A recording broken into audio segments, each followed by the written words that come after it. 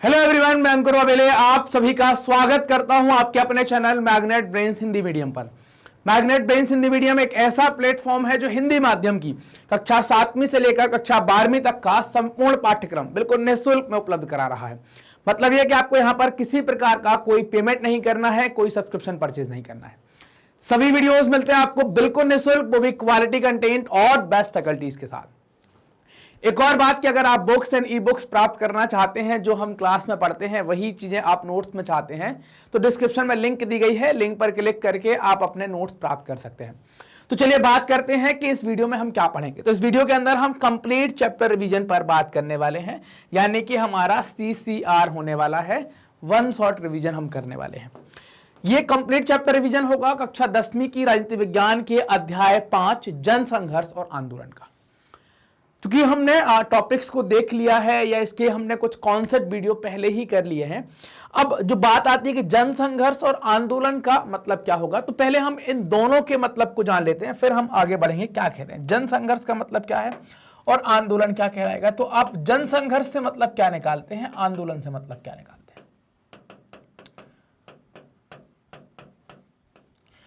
इन दोनों को जब आप देखते हैं तो लगभग दोनों आपको एक सी चीजें ही दिखती हैं। जन संघर्ष, आंदोलन मतलब किसी खास चीज को लेकर कर देना, जन संघर्ष भी कुछ वैसा ही होता है। मतलब ये कुछ अपने उद्देश्यों की पूर्ति के लिए ये आंदोलन चलाए जाते हैं या जन संघर्ष किए जाते हैं। इसमें हम कई सारे उदाहरणों के माध्यम से समझेंगे। जैसे हम नेपाल का उदाहरण लेंगे, है ना, और बोलीविया में जल संकट का उदाहरण लेंगे और इनसे हम समझेंगे। दोनों जगह पर हमें एक जगह पर हम जन संघर्ष की बात करेंगे, एक जगह पर हम आंदोलन की बात करेंगे।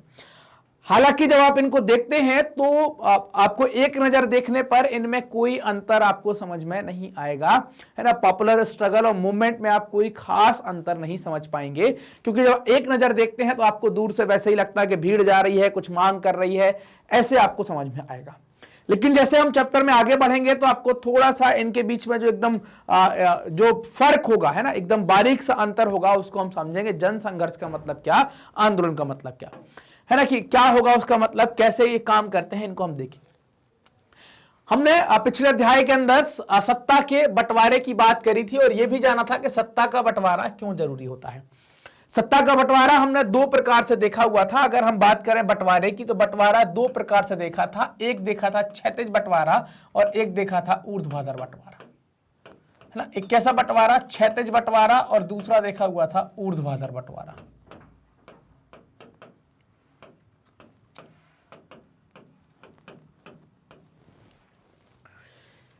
क्षैतिज और ऊर्ध्वाधर बंटवारे को हमने दो प्रकार, मतलब बंटवारे को हमने दो प्रकार से देखा था सत्ता का बंटवारा। एक को क्षैतिज बंटवारा कहा था और एक को ऊर्ध्वाधर बंटवारा कहा था। क्षैतिज का मतलब कि जब सत्ता को हम कुछ इस तरीके से बांटते हैं, जब सत्ता कुछ इस तरीके से बांटी जाती है तो क्षैतिज बंटवारा। ऊर्ध्वाधर बंटवारे का मतलब जो सत्ता को कुछ हम इस तरीके से बांटते हैं वो क्या कहलाता है, ऊर्ध्वाधर। मतलब नीचे से ऊपर या ऊपर से नीचे सत्ता को बांटते हैं तो ऊर्ध्वाधर, जिसको आप वर्टिकल बंटवारा कहेंगे, और ये क्या कहलाएगा आपका, हॉरिजॉन्टल बंटवारा कहलाएगा, कि आप क्षैतिज बांट दे रहे हैं। अब जो बात की गई है कि क्षैतिज और ऊर्ध्वाधर में क्या मतलब हो गया, तो क्षैतिज का मतलब यह है कि जब आप सत्ता को बांट रहे हैं, यहां पर अगर हम बात करें तो यहां पर ये केंद्र के लेवल की बात कर दी हमने, राष्ट्रीय स्तर पर, ये हमने राज्य के स्तर पर बात कर दी, और ये बात हमने कर दी कैसी, जिला स्तर पर या ग्रामीण स्तर पर। अब यहां पर कई संस्थाएं हैं और उन संस्थाओं में अगर किसी एक संस्था को ऐसा लग जाए कि मैं ज्यादा ताकतवर हूं तो मामला गड़बड़ा सकता है। तो हमने हर एक जगह क्या कर दिया, तो हमने हर एक जगह क्षैतिज बंटवारा भी कर दिया साथ में। यहां पर भी क्षैतिज बंटवारा देखने को मिलेगा, यहां पर भी क्षैतिज बंटवारा देखने को मिलेगा। मतलब अब ये तीन संस्थाएं हैं, इन तीनों संस्थाओं में ये कंफ्यूजन है कि बड़ी कौन। जैसे अगर हम केंद्र के स्तर पर बात करते हैं तो सत्ता तीन लोगों में बांटी गई है, विधायिका, कार्यपालिका और न्यायपालिका। लेजिस्लेचर, एग्जीक्यूटिव और जुडिशरी, है ना। लेजिस्लेचर, एग्जीक्यूटिव और जुडिशरी, इन तीन के बीच में बांटी है। वैसे ही आप स्टेट लेवल पर आते हैं, वैसे ही आप डिस्ट्रिक्ट लेवल पर आते हैं। तो ये हमने सत्ता के बंटवारे की बात करी थी और ये बंटवारा क्यों जरूरी है, ये भी बात हमने पिछले चैप्टर के अंदर जानी हुई थी। बंटवारा जरूरी के पीछे कारण क्या था कि अगर एक व्यक्ति के पास ताकत आती है तो वो ताकत को लेकर, ताकत को महसूस करके वो घमंडी हो सकता है, वो मद में चूर हो सकता है, इससे विकास के काम बाधित हो सकते हैं, देश को विकास के रास्ते पर न ले जाकर वो सर्वनाश के रास्ते पर भी ले जा सकता है। तो ताकत बटी रहे, किसी एक भी व्यक्ति को, एक संस्था को ऐसा ना लगे कि हम ताकतवर ज्यादा हैं। कई सारी संस्थाएं हैं जो हमारी ताकत को रोक सकती हैं। जैसे जो आप कार्यपालिका की बात करते हैं, तो कार्यपालिका कब बनेगी? जब विधायिका बनेगी। विधायिका कोई भी कानून पास कर सकती है, कानून सही गलत है वो कौन बताएगा? न्यायपालिका। न्यायपालिका के नियम कानून या उसके जो न्यायाधीशों की नियुक्ति कौन करेगी? तो वो कार्यपालिका करेगी। कार्यपालिका कहां बैठेगी? विधायिका। मतलब ऐसा सर्किल घुमा दिया है कि समझ ही नहीं पाओगे कौन ऊपर और कौन नीचे। समझ में आई बात? तो ये हमने सत्ता के बंटवारे की बात पिछले अध्यायों में करी हुई थी। इसमें हमने सरकार के अलग अलग अंगों के बारे में भी बात करी थी। जैसे हमने केंद्र सरकार के स्तर पर बात करी थी, है ना, केंद्रीय विधायिका, केंद्रीय कार्यपालिका और न्यायपालिका। फिर इसके बाद राज्य स्तर पर बात करी थी और अलग अलग स्तर पर हम आए थे। विभिन्न सामाजिक समूह कैसे सत्ता में हिस्सेदारी करते हैं। जब ये हम सत्ता की बात कर रहे थे, चूंकि हम लोकतंत्र के अंदर थे, तो हमने ये भी देखा था कि अलग अलग सामाजिक समूह कैसे इसमें आप हिस्सेदारी कर पा रहे हैं। हमने दो उदाहरण देखे हुए थे, एक श्रीलंका का देखा था और एक बेल्जियम का उदाहरण भी हमने देखा हुआ था। श्रीलंका में हमने देखा था कि उनने कॉन्सेप्ट अपनाया था जिसको कहते थे बहुसंख्यकवाद, और बेल्जियम में हमने देखा हुआ था कि उन्होंने हर एक वर्ग के व्यक्ति के लिए व्यवस्था की थी कि वो सत्ता में शामिल हो जाए, है ना, सत्ता के अंदर शामिल आ जाए। हमने सारी बातें यहां पर देखी हुई थी कि सामाजिक समूह की हिस्सेदारी कैसे हो। हमने ये भी देखा था कि भारत में हिस्सेदारी कैसे हो पा रही, तो उसके लिए हमने आरक्षण की बात करी थी। आपने देखा केंद्रीय जो हमारी विधायिका है उसके अंदर हमने SC और ST के आरक्षण की बात करी। जो स्थानीय स्तर पर है वहां पर हमने महिला, पिछड़ा, SC और ST के आरक्षण की बात करी। तो ये हमने देखा था कि विभिन्न सामाजिक समूह कैसे सत्ता में हिस्सेदारी करते हैं, ये बात हम समझ चुके थे। एक तो व्यवस्था डायरेक्ट बना दी जाए कि आप हिस्सेदार हो सकते हैं, दूसरा ये कि उनको व्यवस्था, दूसरा ये कि वो इतने एक्टिव हों कि वो शामिल हो जाएं। जब एक्टिव नहीं है, वो पिछड़े हुए हैं, मेन स्ट्रीम से या मुख्य धारा से पीछे हैं, तो हम आरक्षण के माध्यम से उनको आगे लाते हैं, स्थानों को आरक्षित करके। सत्ता स्वच्छंद नहीं है, मतलब सत्ता ऐसी नहीं है कि वो अपने हिसाब से कुछ कर ले। उनके उस अपने ऊपर पड़ने वाले प्रभाव और दबाव से वो मुक्त नहीं रह सकते। सत्ताधारी जो होते हैं, जिनके पास ताकत आती है, वो स्वच्छंद नहीं है, मतलब उनके ऊपर कोई प्रभाव पड़ता है, दबाव पड़ता है, तो वो इन सब चीजों से बिल्कुल मुक्त नहीं होते। लोकतंत्र में अमूमन हितों और नजरियों का टकराव चलता रहता है ना। लोकतंत्र में क्या है? हितों और नजरियों का टकराव आपको देखने को मिलेगा। कैसे हितों और नजरियों का टकराव? अगर हम 2-3 प्रकार की, एक बहुसंख्यक की बात कर लें और एक अल्पसंख्यक की बात कर लें, आप ये देख सकते हैं।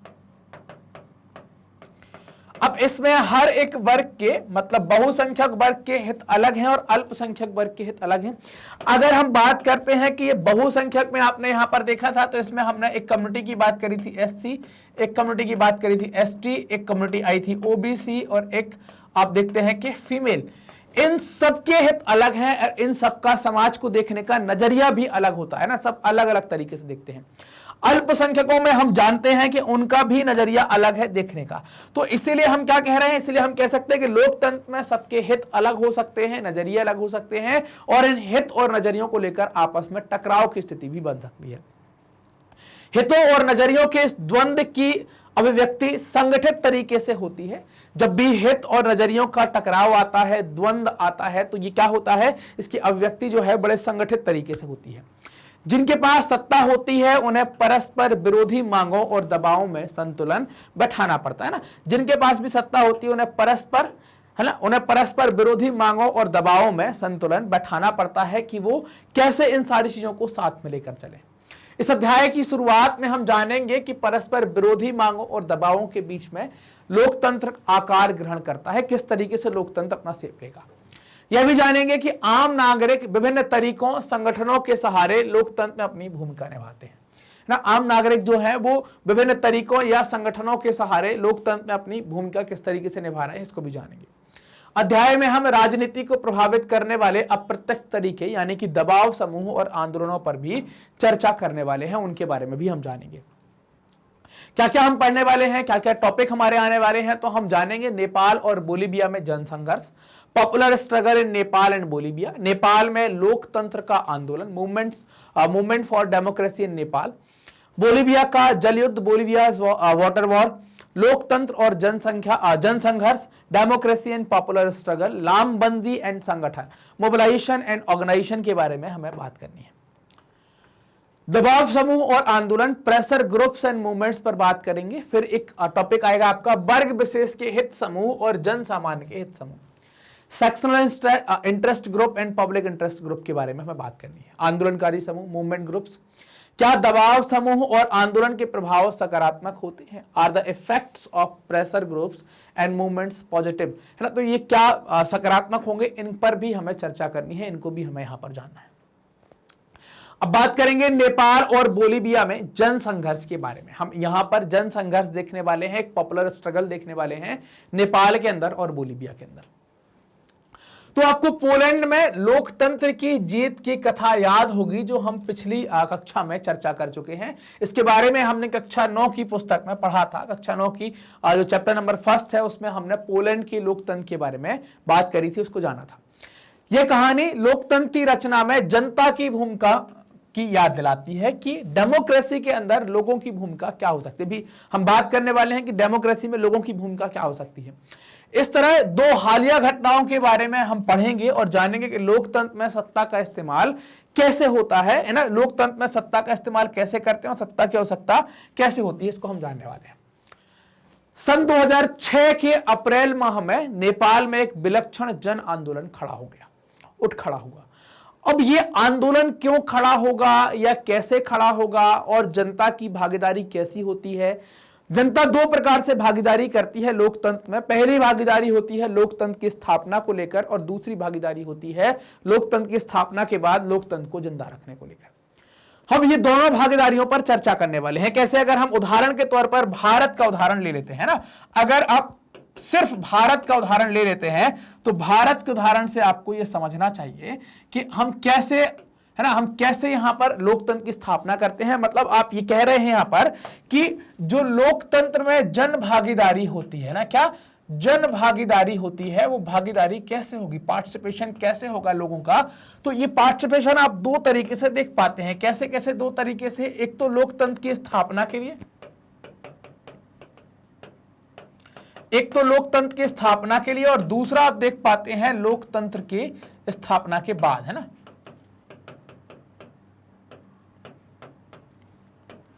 अब आप कहेंगे कि सर ये स्थापना हो गई है तो स्थापना के बाद क्यों आवश्यकता पड़ गई, है ना? लोकतंत्र की स्थापना के बाद जन भागीदारी की क्यों आवश्यकता पड़ जाती है? तो लोकतंत्र की स्थापना का मतलब क्या हो गया? तो अगर आप देखते हैं, हम देखें यहां पर कि लोकतंत्र का मतलब क्या है, तो लोकतंत्र का मतलब होता है लोगों का लोगों के लिए, लोगों के द्वारा किया गया शासन, है ना। लोगों का लोगों के लिए किया गया शासन, उसको आप क्या कहते हैं? लोकतंत्र कहते हैं। तो इस प्रकार के शासन की व्यवस्था के लिए लोगों को आगे आना पड़ता है और इस प्रकार के शासन की वो व्यवस्था करवाते हैं, इस प्रकार की गवर्नमेंट वो स्टैब्लिश करवाते हैं, जिसको आप लोकतंत्र कहते हैं। अब कई बार इस शासन के अंदर ऐसे लोग भी आ सकते हैं जो लोकतंत्र को पसंद ना करते हो, भले उन्हें रास्ता लोकतंत्र का चुना हो आने के लिए, लेकिन आने के बाद वो गड़बड़ियां भी कर सकते हैं। अभी हम बोलीविया वाले उदाहरण में हम देखेंगे, तो हम 2 उदाहरण यहां पर देखेंगे कि लोकतंत्र की स्थापना, इसका उदाहरण आपको कहां पर मिलेगा? हम नेपाल वाला केस यहां पर समझने वाले हैं, लोकतंत्र की स्थापना के लिए लोग क्या करते हैं। दूसरा केस लोकतंत्र की स्थापना के बाद लोगों की भागीदारी क्यों जरूरी है। एक बात यह आ गई कि लोगों की भागीदारी क्यों जरूरी होती है। तो लोगों की भागीदारी इसलिए जरूरी होती है कि लोकतंत्र को आप जिंदा कैसे रखेंगे? लोकतंत्र को जिंदा भी तो रखना पड़ेगा। आप बोले सर लोकतंत्र मरा भी होता है क्या? बिल्कुल होता है। दुनिया में वो हर चीज, ये हमारे और आपके ऊपर भी लागू होती है। दुनिया में वो हर चीज जो झटपटाहट नहीं दिखाती, कुछ क्रिया नहीं करती, अपने स्वरूप में परिवर्तन नहीं करती, अपने स्वरूप में हलचल नहीं दिखाती, एक्टिव नहीं रहती, उस हर चीज को मरा हुआ कहा जाता है। 2 शब्द सुने होंगे आपने, एक सुना होगा मृत और एक सुना होगा सुषुप्त। 2 शब्द आपने सुने होंगे। जब आप सोए रहते हैं तब आपको पता थोड़ी होता है कि आप कैसे सोए हैं। आपको याद रहता है क्या आपने कितने बार करवट पलटी है, कितने बार पैर एक के पैर के ऊपर रखा है, कहां हाथ? नहीं रहता है। मतलब आप जब सोए रहते हैं, इसको क्या कहते हैं? सोया हुआ।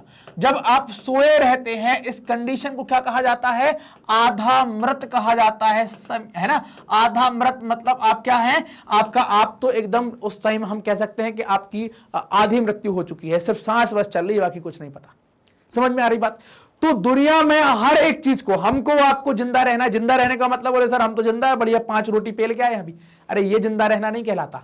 जिंदा रहने का मतलब है कि आपके अस्तित्व का होना पता चले कि आप हैं। ऐसे तो जानवर भी रहते जिंदा, जानवर भी रहते हैं ना, आते हैं, चारा खाया, पॉटी करी और 2-2 जानवर 2-2 बच्चे पैदा कर दिए, है ना। एक गाय अपने पूरे जीवन काल के अंदर आप देखो 10-15 बच्चे देती है, तो आप बोलेंगे सर वो ज्यादा जिंदा है।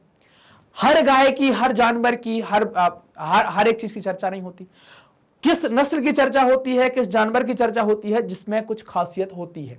आपको अपने अंदर खासियत बनानी पड़ेगी, आपको अपने अंदर वो आग लगानी पड़ेगी, पढ़ना पड़ेगा, आगे बढ़ना पड़ेगा। वो कैसे पढ़ेंगे? आप सक्रिय रहकर आपको आपके अस्तित्व को दिखाना पड़ेगा। आपकी क्लास में 150 लोग हैं, 150 लोगों में अस्तित्व कितने लोगों का है? मुश्किल से 10 से 20 लोगों का अस्तित्व होगा। क्यों होगा 10 से 20 लोगों का अस्तित्व? क्योंकि यही लोग पढ़ रहे होंगे, यही लोग कुछ काम कर रहे होंगे, यही लोग कुछ दिखा रहे होंगे। बाकी तो अभी क्या है, गाइड खोल लेंगे, बोले हमारे तो 33 नंबर आ जाएं, पास हो जाएं कैसे भी, कोई सर के हाथ पैर जोड़ रहा होगा, कहीं कोई नकल की जुगाड़ कर रहा होगा, ये सारी बातें तो क्या है, वो अस्तित्व में नहीं है। हो सकता है कि आगे आने वाले समय में वो एक्टिव हो जाएं, तो कैसे हो जाएं? उनको क्या है, उनको अपने आप को जिंदा रखना पड़ेगा। जिंदा रखने के लिए उनको सक्रिय होना पड़ेगा, उनको अस्तित्व में आना पड़ेगा। समझ में आई मेरी बात? तो लोकतंत्र की स्थापना के बाद लोगों की भागीदारी क्यों जरूरी है? लोकतंत्र को जिंदा रखने के लिए, है ना, लोकतंत्र को जिंदा रखने के लिए। क्योंकि क्या होता है कि लोकतंत्र की मतलब अगर लोकतंत्र में सक्रियता नहीं रही, लोगों की भागीदारी नहीं रही, तो जिस उद्देश्य के लिए लोकतंत्र लगाया गया है, हो सकता है अपने उद्देश्य से भटक जाए। आप जिस उद्देश्य से क्लास में पढ़ रहे हैं, अगर आप सक्रिय नहीं रहेंगे, आप सोचेंगे नहीं, आप करेंगे नहीं, तो हो सकता कि आपका उद्देश्य होकर सिर्फ पास हो जाए बस। अभी उद्देश्य क्या है कि अच्छे नंबर लाकर, अच्छी स्ट्रीम चुनकर, अच्छे कॉलेज में जाकर अच्छी जिंदगी सेटल करना, कुछ अच्छा करना, जो भी करें, नौकरी करें या अपना खुद का काम करें, जो भी करें कुछ अच्छा करना। उसके लिए क्या जरूरी है? आपकी सजगता, आपकी सक्रियता, आपका एक्टिव रहना, अलर्ट रहना, अलर्ट मोड पर एक्टिव रहना। अब तो आपके एग्जाम का टाइम भी आ गया है, तो अब आप ऐसा कर नहीं सकते कि बोले चल रहा है काम, तो एक्टिव हो जाओ, जग जाओ, सोए और मरे हुए जैसे मत पड़े रहो। समझ में आ रही मेरी बात? तो हमने देखा कि लोकतंत्र क्या है, जन भागीदारी 2 तरीके से जरूरत पड़ेगी, लोकतंत्र की स्थापना के लिए और लोकतंत्र की स्थापना के बाद। लोकतंत्र की स्थापना के लिए हम उदाहरण देंगे नेपाल का, और लोकतंत्र की स्थापना के बाद उसके जीवंत रहने के लिए वो जीवित कैसे रह पाए, इसका उदाहरण लेंगे हम बोलीविया का, है ना। तो इन दोनों उदाहरणों की तरफ हम आगे बढ़ते हैं और चलते हैं क्या है। तो नेपाल की एक घटना आती है सन 2006 अप्रैल माह में। नेपाल में एक बड़ा जन आंदोलन खड़ा हो जाता है। अभी हमने जस्ट पहले बात करी है कि लोकतंत्र के लिए नेपाल में आंदोलन होगा, तो ये जन आंदोलन किसके लिए हो रहा होगा? तो आपको एक बात क्लियर हो जानी चाहिए कि जन आंदोलन लोकतंत्र के लिए हो रहा होगा। शायद आपको याद हो कि नेपाल लोकतंत्र की तीसरी लहर के देशों में से एक है। तीसरी लहर कैसी? पहली लहर में जिन देशों में लोकतंत्र बन गए पहली बार में 10-20 साल के अंदर, वो पहली लहर। उसके बाद फिर दूसरा दौर आया दूसरी लहर में जिसमें लोकतंत्र बन गए। फिर अब ये तीसरा 2006 के आसपास देख पा रहे हैं कि लोकतंत्र के लिए यहां पर आंदोलन खड़े होते हैं।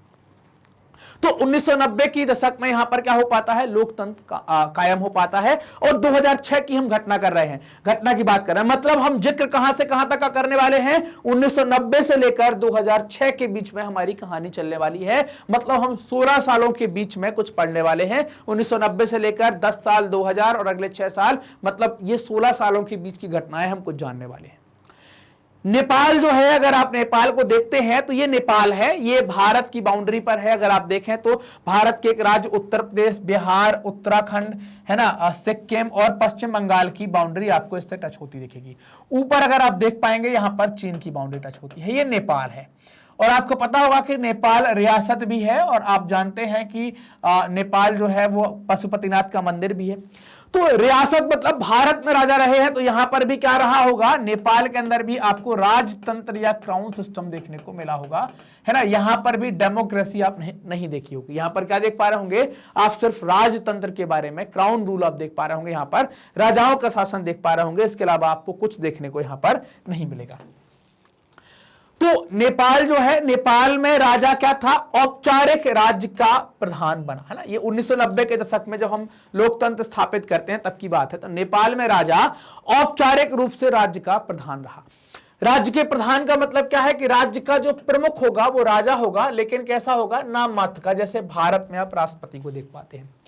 वास्तविक सत्ता का उपयोग कौन करेगा? तो वास्तविक सत्ता का प्रयोग जनता के द्वारा चुने गए प्रतिनिधियों के हाथ में होगा। तो ऐसी व्यवस्था जैसी भारत में ऐसी नेपाल में भी रखी, मतलब प्रधानमंत्री के हाथ में होगा। और ये राजतंत्र से संवैधानिक राजतंत्र के संक्रमण को, संक्रमण का मतलब क्या होगा? जब बदलाव का दौर आता है उसको हम संक्रमण कहेंगे। तो संक्रमण को राजा वीरेंद्र के द्वारा स्वीकार कर लिया गया। मतलब राजतंत्र से लोकतंत्र की तरफ जाना है तो कुछ समय लगा होगा। जो समय वो ले रहे हैं इस बदलाव में उसको हम संक्रमण काल कहते हैं। उस संक्रमण को राजा वीरेंद्र के द्वारा उसको स्वीकार कर लिया गया, उनने मान लिया। लेकिन एक घटना घट जाती है। घटना यह घटती है कि राजशाही के अंदर एक कोई आतंकवादी या कुछ पता नहीं कौन घुस गया और उसने वहां पर कत्लेआम करना स्टार्ट कर दिया। कत्लेआम समझते ना, हत्याएं करना स्टार्ट कर दी। और ऐसी हत्या किसकी हो जाती है? उन हत्याओं में एक ऐसे व्यक्ति भी शामिल हैं जिनने अभी अभी नेपाल में बदलाव के स्वरूप को स्वीकार किया था। नेपाल में राजतंत्र से लोकतंत्र की तरफ जो बदलाव हो रहा था उस संक्रमण को उनके द्वारा स्वीकार किया गया था और नेपाल को लोकतंत्र की राह पर आगे बढ़ने के लिए उन्हें प्रोत्साहित किया था या सपोर्ट किया था। ऐसे राजा वीरेंद्र की वहां पर हत्या हो जाती है इस रहस्यमय कत्लेआम में। जब हत्या हो जाएगी तो राज्य का प्रमुख किसी दूसरे को बनाना पड़ेगा। तो फिर एक व्यक्ति गद्दी पर आए जिनको कहते हैं राजा ज्ञानेंद्र। तो नेपाल के नए राजा बने राजा ज्ञानेंद्र और इन्हें लोकतांत्रिक शासन को स्वीकार करने से मना कर दिया। दो राजा आ गए आपके पास, वीरेंद्र और ज्ञानेंद्र। वीरेंद्र ने क्या कह दिया था? यस कह दिया था। और ज्ञानेंद्र ने क्या कह दिया? ज्ञानेंद्र ने नो कह दिया। इनने मना कर दिया। क्यों मना कर दिया? क्योंकि लोकतांत्रिक रूप से निर्वाचित सरकार की अलोकप्रियता और कमजोरी का उन्होंने फायदा उठाया और मना कर दिया कि सरकार कुछ नहीं कर सकती। सन 2005 की फरवरी में राजा ज्ञानेंद्र ने तत्कालीन प्रधानमंत्री को अपदस्थ करके जनता द्वारा निर्वाचित सरकार को भी भंग कर दिया, है ना। इनने क्या किया कि जनता के द्वारा जो सरकार बनी थी, प्रधानमंत्री बने थे, उनको अपदस्थ कर दिया और जनता के द्वारा चुनी गई सरकार को भी भंग कर दिया। 2006 के अप्रैल में जो आंदोलन उठ खड़ा हुआ था उसका लक्ष्य क्या था, है ना? उसका लक्ष्य शासन की बागडोर राजा से लेकर दोबारा जनता के हाथों में सौंपना, ये इस आंदोलन का लक्ष्य हुआ करता था। इसके लिए क्या हुआ? तो इसके लिए आप देखेंगे कि 7 पार्टी अलायंस बनता है जिसको आप SPA भी कहते हैं। क्या कहते हैं? SPA, 7 पार्टी अलायंस, जिसको सप्तदलीय गठबंधन भी कहा जाता है। यह सप्तदलीय गठबंधन बनता है। ये सप्तदलीय गठबंधन आप क्या देखेंगे? तो इस 7 पार्टी अलायंस आप देखते हैं कि नेपाल की पार्लियामेंट की सबसे बड़ी 7 प्रमुख पार्टियां मिलकर ये गठबंधन बनाती हैं। संसद की 7 बड़ी राजनीतिक पार्टियों का जो समूह होता है ना, ग्रुप ऑफ 7 लार्जेस्ट या biggest political parties of Nepal, वो मिलकर तैयार करती हैं अपना एक समूह जिसको आप 7 पार्टी अलायंस कहते हैं।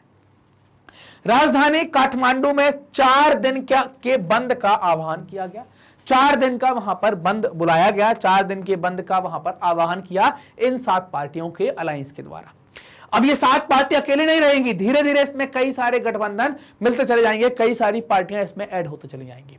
तो ये नेपाल के काठमांडू के अंदर सारी घटनाएं घट रही थी। वहां पर क्या हो रहा है कि उनको बुलाया गया, उनको इनवाइट किया गया कि आप आओ। अब वो आए और उन्होंने क्या किया? बंद का आह्वान किया, लोगों से अपील करी कि दुकानें बंद रखें, टैक्सी बंद रखें, कोई भी काम ना करें, अपने घर में रहें, ऐसा आह्वान वहां पर किया गया। इस प्रतिरोध ने जल्दी ही अनियतकालीन बंद का रूप ले लिया, क्योंकि पहले तो नियत था। पहले नियत कितना था? 4 दिन का था। नियत मतलब क्या है? पहले फिक्स था कि 4 दिन का बंद करें। अब ये फिक्स नहीं रहा। ये कैसा हो जाता है? मतलब नॉन फिक्स टाइप का हो गया कि पता नहीं अब कब बंद होगा, कब खुलेगा, कुछ पता नहीं। अनियतकालीन बंद हो गया। अब इस बंद में जो 7 पार्टियां हैं, उस 7 पार्टियों में माओवादी भी आ गए। उस 7 पार्टियों के अलावा माओवादी भी आ गए, बागी लोग भी आ गए और दूसरे और संगठन के लोग भी यहां पर शामिल होना स्टार्ट हो गए। माओवादी कौन कहलाते हैं? तो ये देख लीजिए, माओवादी चीनी क्रांति के नेता माओ की विचारधारा को मानने वाले साम्यवादी होते हैं। माओवादी मजदूरों और किसानों के शासन को स्थापित करने के लिए सशस्त्र क्रांति के जरिए सरकार को उखाड़ फेंकना चाहते हैं। किसकी सरकार चाहते हैं? ये मजदूर और किसान की सरकार चाहते हैं। तो अब जब ये आ गए तो 7 पार्टियों के अलावा ये और बड़े बड़े संगठन के साथ शामिल हो गए। तो लोग क्या हो गए? लोगों में दम आ गई। दम मतलब समझ रहे हैं ना, कि लोग एकदम ब्रेव टाइप की, बहादुरी जैसी होने लगे और कर्फ्यू तोड़कर सड़कों पर आने लगे। अंदाजा लगाया गया कि लगभग 1 लाख लोग रोजाना सड़कों पर आ रहे थे कर्फ्यू तोड़कर। इनके आगे जब 1 लाख लोग आ रहे थे तो सुरक्षा बल भी कुछ नहीं कर पा रहे थे, वो भी अपने आप को असहज महसूस करते थे। 21 अप्रैल का दिन आता है, 21 अप्रैल के दिन ये संख्या बढ़ जाती है और ये संख्या 3 से 5 लाख बढ़ जाती है। जो 1 लाख आ रहे थे प्रतिदिन वो 3 से 5 लाख मतलब 3 गुना से 5 गुना तक संख्या बढ़ जाती है। और जब इतनी बड़ी संख्या हो गई तो आंदोलनकारी जो लोग थे, जो आंदोलन में थोड़ा बहुत नेतागिरी कर रहे होंगे, उन्होंने राजा को अल्टीमेटम दे दिया कि सुनो, निकल रहे हो कि नहीं निकल रहे हो, जल्दी निकलो। बोले नहीं तो फिर हम अपने पास समय नहीं है। राजा को अल्टीमेटम दे दिया। राजा ने देखा कि भीड़ इतनी ज्यादा है और हमको अल्टीमेटम मिल चुका है, पता नहीं कितने पड़ेंगे, क्या करें। तो राजा ने बोला कि ठीक है, कर लेते हैं कुछ। अरे बोले ऐसे घुमा फिरा के बात नहीं होगी। तो राजा ने आधे अधूरे मन से कुछ रियायत देने की बात करी, कुछ छूट देने की बात करी। लेकिन आंदोलन के नेताओं ने बोला ये सब 3-5 वाला मामला नहीं चलेगा, आप तो जल्दी निकलो और हमें अपने हिसाब से काम करने दो। नेताओं ने जो अपनी मांग करी थी, उस मांग पर ये लोग क्या रहे, अडिग, हिला ही नहीं पाया राजा। संसद को बहाल किया जाए, सर्वदलीय सरकार बने और एक नई संविधान सभा का गठन हो, ये मांगे इनने राजा के सामने रख दी। राजा के सामने रखी गई और इतनी भीड़, आप समझ रहे हैं, इतनी भीड़ आ रही है यहां पर कि लोग लोकतंत्र के लिए इतने लड़े जा रहे हैं। अब राजा को क्या है, राजा समझ गए कि भाई खतरा है, करना पड़ेगा, नहीं तो आप समझ लो कि फिर कहीं भागना पड़ेगा, राजमहल सब चला जाएगा। तो 24 अप्रैल 2006 अल्टीमेटम का अंतिम दिन था। जो अल्टीमेटम उन्होंने दिया था, तो 24 अप्रैल का दिन जो है वो आखिरी दिन आता है। अब बोले यार अब तो मानना ही पड़ेगा, नहीं माने तो फिर गड़बड़ हो जाएगा। तो राजा ने फिर क्या किया, राजा ने ये तीनों मांगे मान ली, मतलब मान क्या ली, मजबूर हो गए मानने के लिए, नहीं तो फिर समस्या थी, मानने के लिए बाध्य हो गए। और एसपीए मतलब 7 पार्टी अलायंस ने अपने एक नेता गिरिजा प्रसाद कोइराला, है ना, गिरिजा प्रसाद कोइराला को क्या किया, अपना अंतरिम सरकार का प्रधानमंत्री बना दिया, अंतरिम सरकार के प्राइम मिनिस्टर बन गए। संसद बहाल हुई और इसने अपनी बैठकों में कानून पारित करना स्टार्ट किए। सबसे पहले कानून क्या पारित करेगी संसद, सबसे पहले कानून पारित करेगी लोकतंत्र की मजबूती के लिए। क्या करेगी, लोकतंत्र को मजबूत करने के लिए कानून पारित करेगी। इन कानूनों के सहारे राजा की अधिकांश शक्तियां वापस ले ली गई। राजा की अधिकांश शक्तियां वापस ली गई मतलब लोकतंत्र की मजबूती यहां पर आने लगी। नई संविधान सभा ने निर्वाचन के तौर तरीकों पर एसपीए और माओवादियों के बीच में भी सहमति बन गई, है ना, जो माओवादी थे उनके बीच में भी सहमति बनना स्टार्ट हो जाती है। 2008 में राजतंत्र को खत्म किया गया और नेपाल संघीय लोकतंत्र गणराज्य बन जाता है। 2015 में यहां एक नए संविधान को अपनाया गया। नेपाल के लोगों का यह संघर्ष पूरे विश्व के लोकतंत्र प्रेमियों के लिए प्रेरणा है। जो भी लोकतंत्र की स्थापना चाहते हैं, तो आधुनिक युग में भी लोकतंत्र स्थापित हो सकता है। नेपाल ने यह करके दिखाया हुआ है, नेपाल का उदाहरण हमारे सामने। क्लियर बात यहां तक की। अब देखो, बात करनी है बोलीविया का जल युद्ध, है ना, वाटर वॉर ऑफ बोलीविया के बारे में बात करनी है। तो हमने अभी नेपाल के आंदोलन के बारे में बात करी, जिस आंदोलन के द्वारा नेपाल में लोकतंत्र की स्थापना हो पाई। अब हम बात करने वाले हैं कि लोकतंत्र को जिंदा रखने के लिए भी आंदोलन करने पड़ते हैं। उसका एक उदाहरण है हमारे पास बोलीविया का जल युद्ध। बोलीविया के जल युद्ध के बारे में बात करने के पहले आप देखें, नेपाल और पोलैंड की कथाएं लोकतंत्र की स्थापना अथवा उसके पुनरुद्धार के बारे में बात करती हैं। हमने नेपाल के अंदर देखा, या तो उसको रिफॉर्म करने की बात कर रही है, उसमें सुधार करने की बात करती हैं, या उसको स्थापित करने की बात करती हैं। लेकिन अगर आप देखें यहां पर कि हम जो बात करने वाले हैं, मतलब जो जनसंघर्ष है, उसकी भूमिका केवल लोकतंत्र की स्थापना तक नहीं रहती है कि लोकतंत्र स्थापित हो गया बस हमारा काम खत्म हो गया। लोकतंत्र को जिंदा बनाए रखने के लिए, अच्छा बनाए रखने के लिए, सजग बनाए रखने के लिए, सबके लिए काम कर पाए ऐसा बनाए रखने के लिए भी जन आंदोलनों की आवश्यकता होती है, जन संघर्षों की आवश्यकता होती है। बोलीविया में लोगों ने पानी के निजीकरण के खिलाफ एक सफल संघर्ष चलाया। अब आप समझे यहां पर कि पानी के निजीकरण की बात कर रहे हैं। पानी का निजीकरण आप जानते हैं क्या कहलाता है? अगर आप बात करें पानी का निजीकरण, पानी जानते हैं ना, जिसको आपने पढ़ा होगा, बोले हाँ सर H2O ऐसा कुछ आपने देखा हुआ है। इसको आप क्या कहते हैं? जल भी कहा जाता है। तो पानी अगर देखें तो किस चीज क्यों महत्वपूर्ण है? दुनिया में कहीं भी कोई भी जीवित चीज जो भी जिंदा है, सांस ले सकती है, जिसमें एहसास है थोड़ी सा, वो हर एक चीज आपको पानी के आसपास मिलेगी। दुनिया की जितनी सभ्यताएं हैं वो सब आप, जैसे आप सिंधु नदी घाटी सभ्यता पढ़ते होंगे, नर्मदा नदी की सभ्यता पढ़ते होंगे, मिस्र की सभ्यता पढ़ते होंगे, नील की सभ्यता पढ़ते होंगे, सब आपको नदियों के आसपास मिलेगी। क्योंकि हमको, आपको, जानवरों को, पेड़ पौधों को, सबको पानी की आवश्यकता है। हमको अभी 20 दिन पानी मत दो, कैसे काम चलेगा बताओ? है क्या ऐसा कोई कि बिना पानी के काम चल पाए? पानी तो चाहिए, किसी ना किसी तरीके से पानी चाहिए। तो पानी की आवश्यकता तो हर एक वर्ग को है, हर एक समुदाय को है। बिना पानी के तो आप काम कर ही नहीं सकते। ये तो बड़ी दिक्कत यहां आने वाली है। क्लियर? अब ये पानी का क्या कर दिया गया है? निजीकरण कर दिया गया है। निजीकरण का मतलब क्या हो गया कि प्राइवेटाइजेशन कर दिया गया है। मतलब अब पानी के ऊपर अधिकार किसी कंपनी का हो जाएगा, है ना, किसी कंपनी का अधिकार यहां पर हो जाएगा। कोई कंपनी यहां पर रूल करेगी। समझ में आई बात? कोई कंपनी यहां पर रूल करेगी, कोई कंपनी यहां पर एक्ट करेगी। उस कंपनी के द्वारा ही कुछ घटनाएं, मतलब जो भी करना है वो सारा कुछ कंपनी करेगी। मतलब आपको पानी कितना उपयोग करना है ये कंपनी डिसाइड करेगी, कितना पैसा लगेगा ये कंपनी डिसाइड करेगी, आप पानी पी सकते हैं कि नहीं पी सकते हैं कंपनी डिसाइड करेगी, साफ मिलेगा या गंदा मिलेगा कौन डिसाइड करेगा? कंपनी डिसाइड करेगी। मतलब आप समझ रहे हैं, दुनिया की सबसे बहुमूल्य चीज जिस पर हर एक व्यक्ति, हर एक प्राणी, हर एक पेड़ पौधा का हक है, उसको भी आपने कंपनियों को दे दिया, कंपनियों के सहारे कर दिया। तो यहां पर आंदोलन क्यों किया गया कि बोलीविया में लोगों ने जल का जो निजीकरण, पानी का जो निजीकरण कर दिया, उसके खिलाफ एक संघर्ष चलाया। मतलब ये समझ में आ रहा है कि बोलीविया में सरकार थी और उसने निजीकरण कर दिया। मतलब वहां पर शासन व्यवस्था को दुरुस्त और जिंदा करने, लोकतंत्र को दोबारा से मजबूत करने, उसको जिंदा करने के लिए यह आंदोलन चलाया जा रहा था। इससे पता चलता है कि लोकतंत्र की जीवंतता से जन संघर्ष का अंदरूनी रिश्ता है। मतलब लोकतंत्र जिंदा कैसे रह पाएगा, इसके लिए जन संघर्ष होते रहते हैं। आप अपने देश में भी देखते हैं कई बार जन संघर्ष होते हैं। जब भी लोगों को लगता है कि हमारे द्वारा चुनी गई सरकार गलत रास्ते पर चल रही है और बात मानने को तैयार नहीं है, आप एक आंदोलन देख सकते हैं, जन संघर्ष देख सकते हैं। हम बोलीविया की बात कर रहे हैं। ये है वो बोलीविया जो आपको दक्षिण अमेरिका में, दक्षिण अमेरिका का एक देश है। दक्षिण अमेरिका में आप देख पाएंगे। इसकी बाउंड्री अगर हम बात करें, यहां पर ये चिली नाम का देश है, ये अर्जेंटीना है, ये ब्राजील है, ये चिली, ये पेरू है ना, ये पेरू देश है, ये चिली देश है, नीचे वाला चिली है, ये आपका अर्जेंटीना है, ये ब्राजील है, ये उरुग्वे है ना। तो ये ऐसे देश आपको यहां पर ये क्या हो गए आपके बोलीविया के आसपास वाले देश हो जाते हैं। बोलीविया जिसको हमने मैप के अंदर अभी देखा कि दक्षिण अमेरिका का एक देश है, ये लातिनी अमेरिका का क्या है? एक गरीब देश है। विश्व बैंक ने यहां की सरकार पर नगरपालिका द्वारा की जा रही जलापूर्ति से अपना नियंत्रण छोड़ने का दबाव डाला। किसने? विश्व बैंक ने। विश्व बैंक ने यहां की सरकार पर नगरपालिका के द्वारा जो सिस्टम अपनाया गया है जल आपूर्ति करने का, मतलब वाटर सप्लाई का, उससे अपना नियंत्रण, कंट्रोल हटाने के लिए दबाव बनाया। सरकार ने कोचबंबा शहर में, है ना, यहां का एक शहर है क्या, कोचबंबा शहर में जल आपूर्ति के अधिकार एक बहुराष्ट्रीय कंपनी को दे दिए, एक मल्टीनेशनल कंपनी को दे दिए।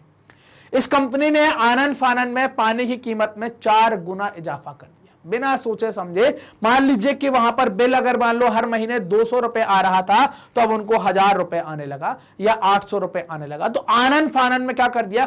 पानी की कीमत 4 गुना कर दी।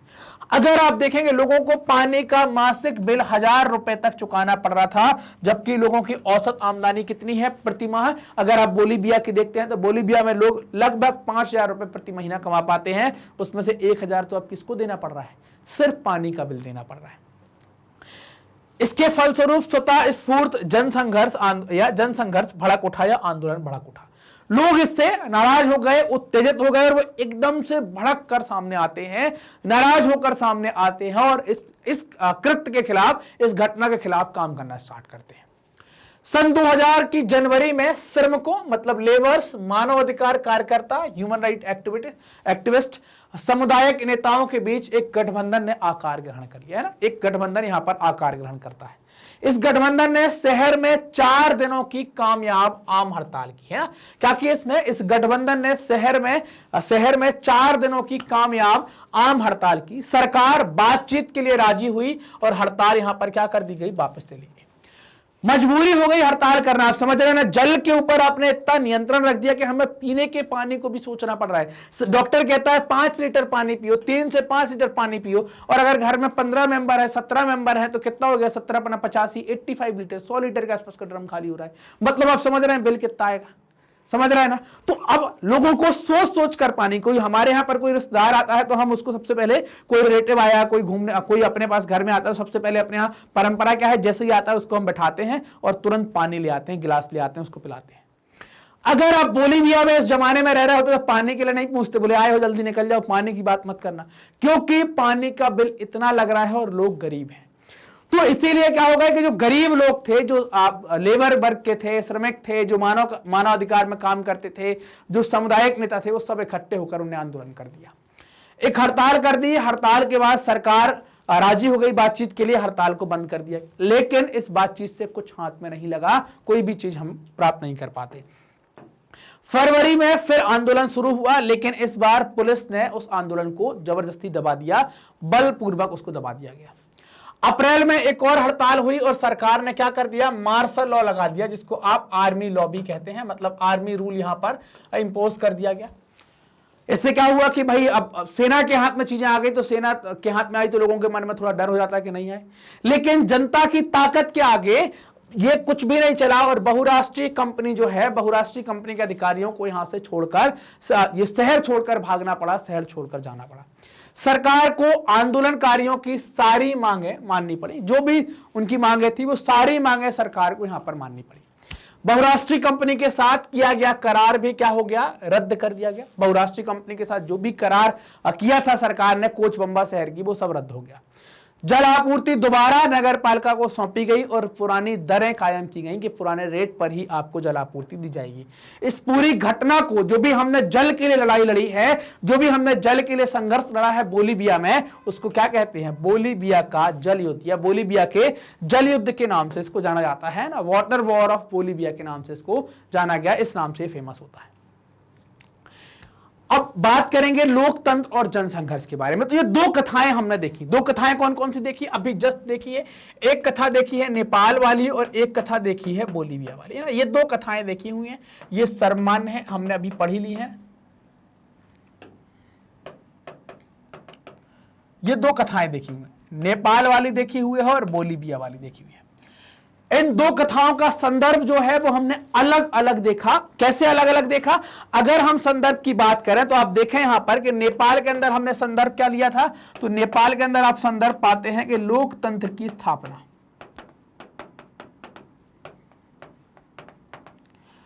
और बोलीविया में क्या संदर्भ लिया था, तो बोलीविया में अगर आप देखें तो यहां पर क्या था, जल के लिए संघर्ष, मतलब लोकतंत्र को जीवित रखने के लिए संघर्ष यहां पर किया था।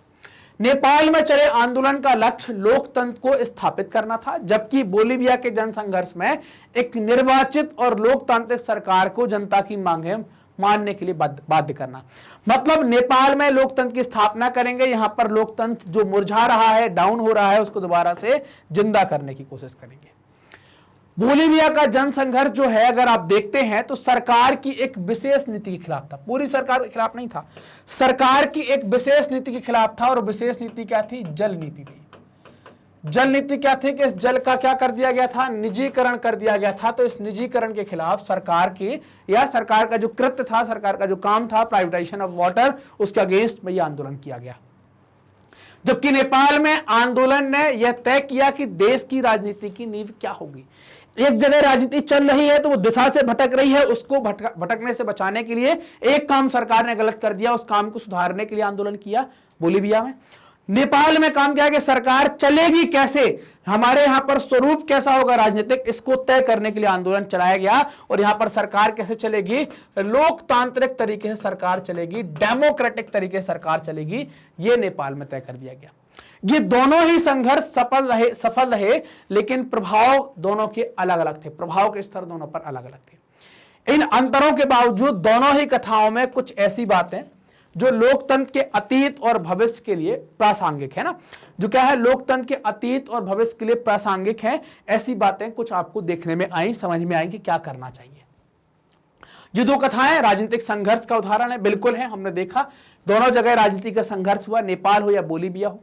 दोनों ही घटनाओं में जनता का बड़े पैमाने पर सहयोग रहा, जनता बड़े पैमाने पर लामबंद हुई उस आंदोलनों से, उन संघर्षों से जुड़ी। जन समर्थन को सार्वजनिक अभिव्यक्ति ने विवाद को उसके परिणाम तक पहुंचाया। जन समर्थन जो मिला तो जो सार्वजनिक अभिव्यक्ति हुई, जो लोग चाहते थे, और जो विवाद था, विवाद क्या था, पानी का निजीकरण और वहां पर नेपाल में सत्ता की स्थापना कैसे, इस विवाद को परिणाम तक पहुंचाया, कि इस विवाद को एक परिणाम तक पहुंचाया, एक रिजल्ट दिया कि ये यहां पर ऐसा हो सकता है। इसके साथ साथ हम यह भी देखते हैं कि दोनों ही घटनाओं में राजनीतिक संगठनों की भूमिका निर्णायक रही, पॉलिटिकल पार्टीज का इन्वॉल्वमेंट रहा और एकदम डिसीजन मेकर तरीके से निर्णायक भूमिका में वो रहे यहां पर। इस तरह हम इन दो उदाहरणों से कुछ सामान्य निष्कर्ष निकाल सकते हैं, कुछ छोटी छोटी बातें हम जान सकते हैं, सामान्य निष्कर्ष निकाल सकते हैं। लोकतंत्र का जन संघर्ष के जरिए विकास होता है। पहली चीज हमने क्या जानी कि लोकतंत्र का जन संघर्ष के जरिए विकास होता है। यह संभव है कि कुछ महत्वपूर्ण फैसले आम सहमति से हो जाएं और ऐसे फैसलों के पीछे किसी तरह का संघर्ष ना हो, ये हो सकता है ऐसा, फिर भी इसे अपवाद कहेंगे। लोकतंत्र की निर्णायक घड़ी अमूमन वही होती है जब सत्ताधारियों और सत्ता में हिस्सेदारी चाहने वालों के बीच संघर्ष होता है। मतलब क्या कहें, जब संघर्ष की स्थिति आती है तभी आप क्या कहते हैं, तभी इस चीज को क्या कहा जाएगा, लोकतंत्र के लिए संघर्ष कहा जाएगा। ऐसी घड़ी तब आती है जब कोई देश लोकतंत्र की ओर कदम बढ़ा रहा होता है या उस देश में लोकतंत्र का विस्तार हो रहा होता है अथवा वहां लोकतंत्र की जड़ें मजबूत होने की प्रक्रिया में होती हैं, तब ऐसी घड़ी वहां पर बनती है, तब इस प्रकार की घड़ी आती। घड़ी का मतलब क्या हो गया, इस प्रकार का समय वहां पर आता है। क्लियर?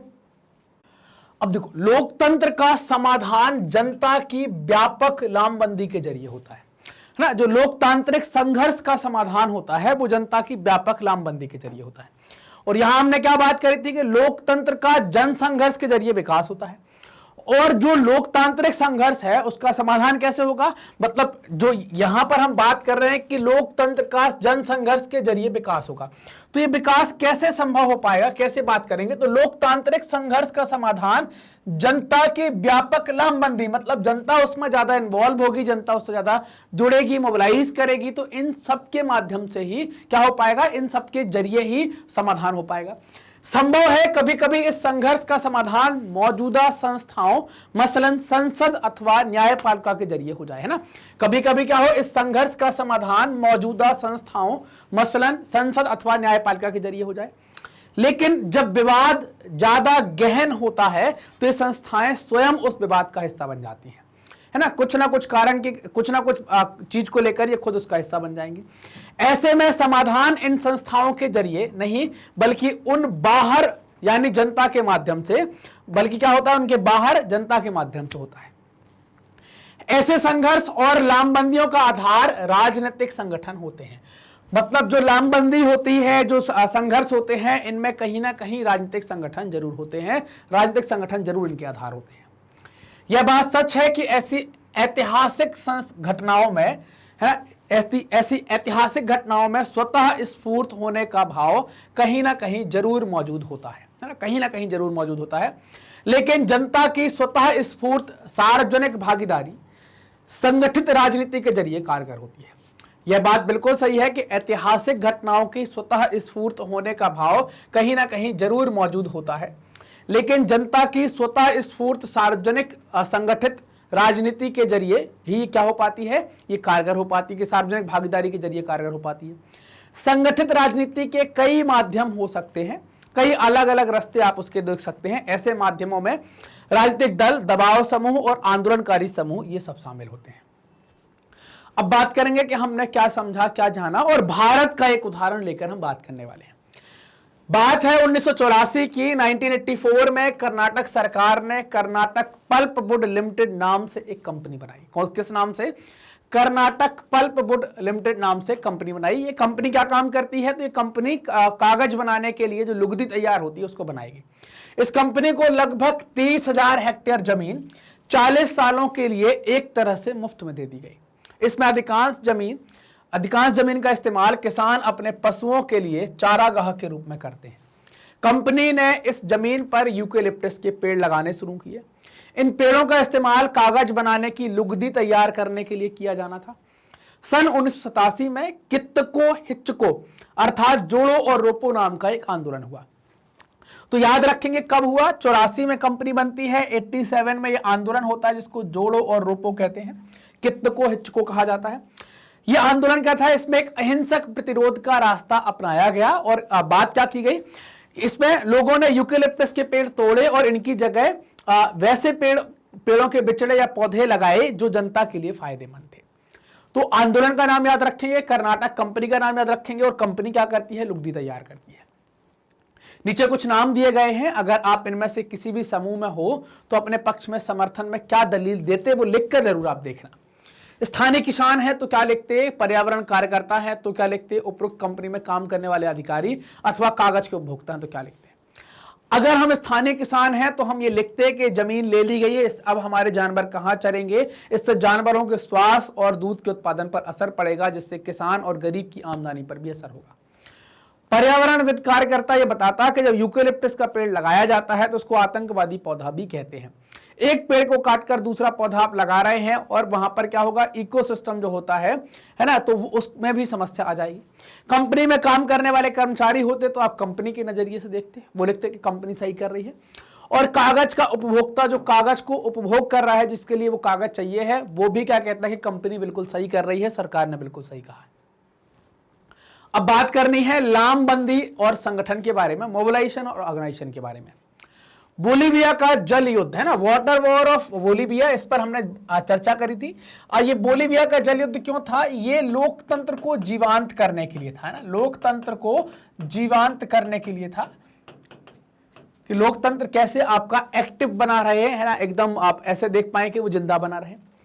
लोकतंत्र और जनसंघर्ष, ये घटना आपको कहां देखनी है, नेपाल के अंदर देखनी है। नेपाल में क्या होता है, एक अनियतकालीन हड़ताल होती है जिसमें सप्त दल 7 पार्टी अलायंस होते हैं, और 7 पार्टी अलायंस के अलावा नेपाली कम्युनिस्ट पार्टी जिसको आप माओवादी कहते हैं वो भी इसमें शामिल हो जाते हैं। ये लामबंदी का दौर चल रहा है। संगठन क्या हो रहे हैं, लामबंद हो रहे हैं, संगठन ही एक दूसरे से मिलते चले जा रहे हैं। लोकतंत्र, नेपाल में अगर आप देखें लोकतंत्र और जनसंघर्ष का जो दौर था वो इसलिए था क्योंकि वहां पर लोकतंत्र की स्थापना करनी थी। वहां पर लोकतंत्र की स्थापना करने के लिए आंदोलन हुआ, एसपीए बनता है और कम्युनिस्ट पार्टी ऑफ नेपाल भी इसमें शामिल होती है। नेपाली कम्युनिस्ट पार्टी जिसको आप माओवादी भी कहते हैं, इसका संसदीय लोकतंत्र पर विश्वास नहीं था। ये और उसके बाद भी हमने क्या देखा, पिछले टॉपिक में हमने देखा कि जब लोकतंत्र स्थापित हो गया तो इसकी माओवादी पार्टी की और एसपीए के साथ में तालमेल बन जाता है और वो काम करना स्टार्ट कर देते हैं।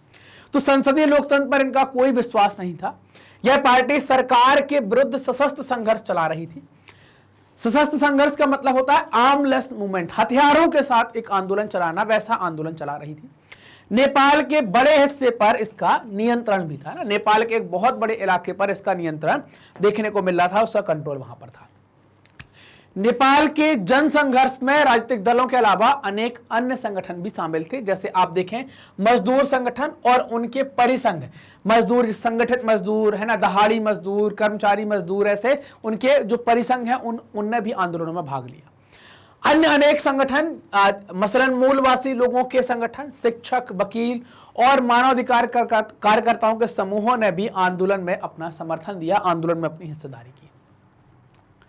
फिर हमने बोलीविया के बारे में बात करी थी कि पानी के निजीकरण के खिलाफ बोलीविया में आंदोलन होता है और इस आंदोलन का नेतृत्व किसी राजनीतिक दल ने नहीं किया, जबकि नेपाल में है ना, हमारे पास 2 उदाहरण आ गए। अगर हम यहां पर बात करते हैं, हमारे पास 2 एग्जाम्पल आ जाते हैं। कौन कौन से एग्जाम्पल आ गए, आंदोलनों को लेकर, आंदोलन और जनसंघर्ष को लेकर 2 एग्जाम्पल आ गए।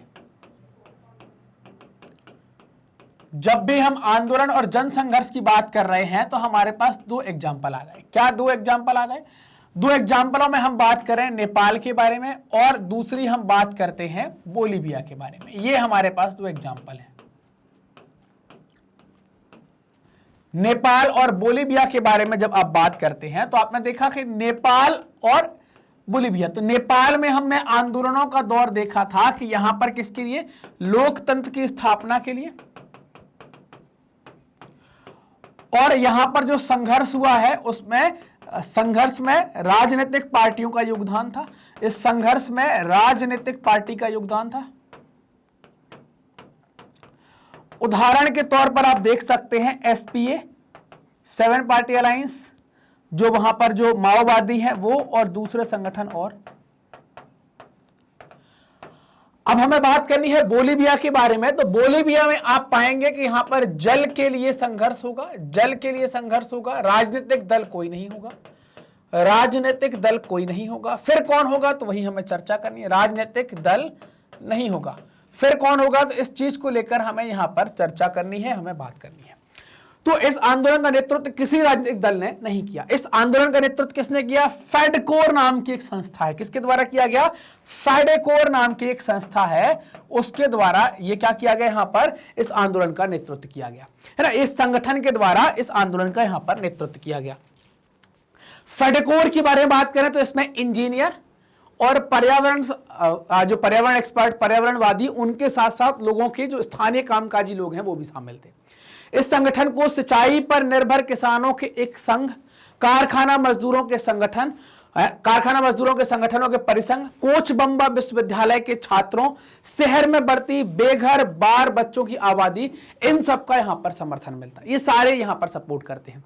इस आंदोलन को सोशलिस्ट पार्टी का समर्थन मिलता है ना। तो यहां पर क्या हो गया कि राजनीतिक दल के अलावा कई अन्य दलों ने यहां पर समर्थन दे दिया, और इसके अलावा यहां पर सोशलिस्ट पार्टी के द्वारा, है ना, सोशलिस्ट पार्टी के द्वारा भी समर्थन दे दिया गया। इसने भी यहां पर समर्थन दिया, लेकिन शुरुआत गैर राजनीतिक रही, कोई राजनीतिक दल इसमें इन्वॉल्व नहीं था, उसमें सीधा समर्थन आप उनका नहीं देखेंगे। 2006 में बोलीविया में सोशलिस्ट पार्टी की सरकार भी बनती है, वो सत्ता भी हासिल कर लेती है। इन दो उदाहरणों से हम ये जान सकते हैं कि एक लोकतांत्रिक व्यवस्था में किसी संघर्ष के पीछे बहुत से संगठन होते हैं। मतलब एक चीज हमें समझ में आ गई। अगर हम बात करें यहां पर, तो नेपाल में हमने देखा होगा 7 पार्टी अलायंस, माओवादी और फिर इनके अलावा और दूसरे संगठन। हमने बोलीविया में बात करी कि राजनीतिक दल तो नहीं है, लेकिन फेडेकोर के बाद मजदूर संगठन, छात्रों के संगठन, है ना, वकीलों के संगठन, शिक्षकों के संगठन, और बाद में जाके सोशलिस्ट पार्टी। तो एक कोई भी संघर्ष के पीछे, किसी भी संघर्ष को सफल बनाने में केवल एक व्यक्ति काम नहीं करता, एक संगठन काम नहीं करता, कई सारे संगठन होते हैं, उसमें बहुत सारे संगठन होते हैं। ये संगठन दो तरह से अपनी भूमिका निभाते हैं। लोकतंत्र में किसी फैसले पर असर डालने का एक जाना पहचाना तरीका राजनीति में प्रत्यक्ष भागीदारी करने का होता है। अगर आप लोकतंत्र में प्रभाव डालना चाहते हैं तो राजनीति में प्रत्यक्ष भागीदारी करें। मतलब पार्टी बनाइए, चुनाव लड़िए, सरकार बनाइए, ये प्रत्यक्ष तरीका है। पार्टी बनाई, चुनाव लड़ा, सरकार में गए, तो ये प्रत्यक्ष तरीका है राजनीति में प्रभाव डालने का, सरकार में प्रभाव डालने का। लेकिन हर नागरिक इस प्रत्यक्ष ढंग से भागीदारी नहीं कर सकता। हर नागरिक चुनाव नहीं लड़ सकता, हर नागरिक सरकार नहीं बना सकता, हर नागरिक पार्टी नहीं बना सकता। तो फिर क्या होगा? तो संभव है कि नागरिक की इच्छा ना हो अथवा प्रत्यक्ष राजनीतिक गतिविधियों में हिस्सेदारी की उसे जरूरत ना महसूस होती हो, वो जानता ना हो या उसका मन ना करता हो। संभव है कि उसके लिए जरूरी कौशल का अभाव हो, मतलब वो पार्टी बनाने, चुनाव लड़ने के लिए वो उतना स्किल्ड ना हो, उतना कौशल उसके पास ना हो। तो ऐसे में वो क्या करता है? सिर्फ मतदान करके प्रत्यक्ष राजनीति में अपनी हिस्सेदारी करता है। मतलब वोट डालेगा, अपने मन के व्यक्ति को चुनेगा, यही उसकी भागीदारी होती है क्या? प्रत्यक्ष राजनीति के अंतर्गत। बहरहाल अगर हम बात करें तो ऐसे अनेक प्रत्यक्ष तरीके हैं, अनेक अप्रत्यक्ष तरीके हैं, जिसको आप इनडायरेक्ट भी कहते हैं। ऐसे आपके अनेक इनडायरेक्ट तरीके हैं जिनके सहारे लोग सरकार से अपनी मांग अथवा नजरिए का इजहार कर सकते हैं। लोग इसके लिए संगठन बनाकर अपने हितों अथवा नजरिए को बढ़ावा देने वाली गतिविधियां कर सकते हैं। इसे हित समूह अथवा दबाव समूह कहते हैं। अभी हम बात करने वाले हैं कि दबाव समूह क्या होंगे, हित समूह क्या होंगे, इन पर अभी हम चर्चा करने वाले। तो इन्हें क्या कहते हैं? हित समूह या दबाव समूह कहा जाता है। कभी कभी लोग बगैर संगठन बनाए अपनी मांगों के लिए एकजुट होने का फैसला करते हैं। ऐसे समूहों को क्या कहते हैं? आंदोलन कहा जाता है। तो अभी हम दबाव समूह और आंदोलनों पर चर्चा करने वाले हैं। क्लियर? चलिए अब बात करते हैं दबाव समूह और आंदोलन के बारे में, है ना। प्रेशर ग्रुप्स एंड मूवमेंट्स क्या है, इनके बारे में हमें बात करनी है। अब ये होते क्या है, दोनों को एक साथ क्यों लिखा गया है? तो दोनों को एक साथ लेने के पीछे कारण ये है कि दोनों के उद्देश्य लगभग एक जैसे होते हैं, मिलते जुलते हैं। उद्देश्य ये कहें कि एक ही है, मतलब रास्ते अलग अलग हैं, एक घूम कैसे आ रहा है, घूम कैसे आ रहा है, पहुंचना दोनों को एक ही चौराहे पर है। इसी कारण से दोनों को साथ में लिखा गया है, दबाव समूह और आंदोलन। बतौर संगठन दबाव समूह सरकार की नीतियों को प्रभावित करने की कोशिश करते हैं। आप देख सकते हैं यहां पर, है ना, कि ये एनजीओस, मतलब ये क्या है? दबाव समूह के रूप में काम कर रहे हैं। AITUC आप देख पा रहे हैं यहां पर, है ना, CII, ये सब आप देख पा रहे हैं। क्या है? सरकार से कुछ डिमांड करते हैं, सरकार से कुछ कहते हैं, सरकार से कुछ करवाने की कोशिश करते हैं, सरकार के ऊपर कोई दबाव डालते हैं। इसी कारण से इन संगठनों को क्या कहते हैं? दबाव समूह कहा जाता है। अब ये फोटो है जिसमें बताया गया कि और मुंगेरी लाल के सपने जारी रहते हैं। जैसे कुछ भी चीज आई, जैसे यहां पर आया फील, मतलब अपन ने क्या किया कि जैसे बोला कि भाई गरीबी हटाओ, और बस जैसे मान लो सरकार ने कह दिया गरीबी हटाओ, हम खुश हो गए, अच्छा फील करने लगे, हमारे मुंगेरी लाल के सपने ठीक चालू हो गए। तो सरकार पर अच्छा काम करने के लिए, दबाव डालने के लिए जो संस्थाएं काम करती हैं उनको हम दबाव समूह कहते हैं। कई बार कुछ चीजों को लेकर आंदोलन भी हो जाते हैं, वो भी क्यों होते हैं? सरकार पर अच्छा काम करवाने का दबाव डालने के लिए, तो वैसे आंदोलन भी हो जाते हैं। तो बात करते हैं कि राजनीतिक पार्टियों के समान दबाव समूह का लक्ष्य सत्ता पर प्रत्यक्ष नियंत्रण करने का नहीं होता, उसमें हिस्सेदारी करने का नहीं होता। दबाव समूह का निर्माण तब होता है जब समान पेशे, समान हित, आकांक्षा और मत के लोग एक समान उद्देश्य को प्राप्त करने के लिए एकजुट होते हैं। उनको क्या कहते हैं? वो दबाव समूह कहलाते हैं। ऊपर की गई चर्चा में हमारा सामना कुछ ऐसी बातों से हुआ जिन्हें हम संगठन नहीं कह सकते। कई सारे ऐसे हमने देखे हुए थे जिनको आप संगठन नहीं कह सकते। जो पिछली वीडियोस के अंदर, पिछली स्लाइड्स पर हमने जो बात करी है उनको हम संगठन नहीं कह पा रहे। नेपाल में हुए जनसंघर्ष को लोकतंत्र के लिए दूसरा आंदोलन कहा गया है ना। ये क्या कहलाया? लोकतंत्र के लिए दूसरा आंदोलन होता है। अक्सर कई तरह की सामूहिक कार्यवाहियों के लिए जन आंदोलन जैसा शब्द व्यवहार में होता, शब्द व्यवहार होता सुना होगा आपने कि सामूहिक कार्यवाहियों के लिए आंदोलन जैसा शब्द व्यवहार में आपने सुना होगा। उसको आता है कि भाई ये ऐसा कुछ हो गया, ये आंदोलन हो गया, काले धन के लिए आंदोलन हो गया, ये बात करते हैं। जैसे आप नर्मदा बचाओ आंदोलन की बात करते हैं, सूचना के अधिकार आंदोलन की बात करते हैं, शराब विरोधी आंदोलन, महिला आंदोलन, पर्यावरण आंदोलन, ये सब क्या है? इसमें आपको राजनीतिक संगठन देखने को नहीं मिलेंगे, फिर भी आंदोलन है, क्योंकि ये क्या कर रहे हैं? कुछ सामूहिक कार्यवाही कर रहे हैं, जनता को साथ में शामिल होती है, कोई सामूहिक मतलब कलेक्टिव मूवमेंट करते हैं, कुछ कलेक्टिव एक्टिविटी करते हैं, कार्यवाही करते हैं। इस कारण से इनको क्या कहते हैं? सामूहिक आंदोलन इनको कहा जाता है, सामूहिक कार्यवाही इनको कहा जाता है। दबाव समूह के समान आंदोलन भी चुनावी मुकाबले में सीधे भागीदारी करने के बजाय राजनीति को प्रभावित करने की कोशिश करते हैं।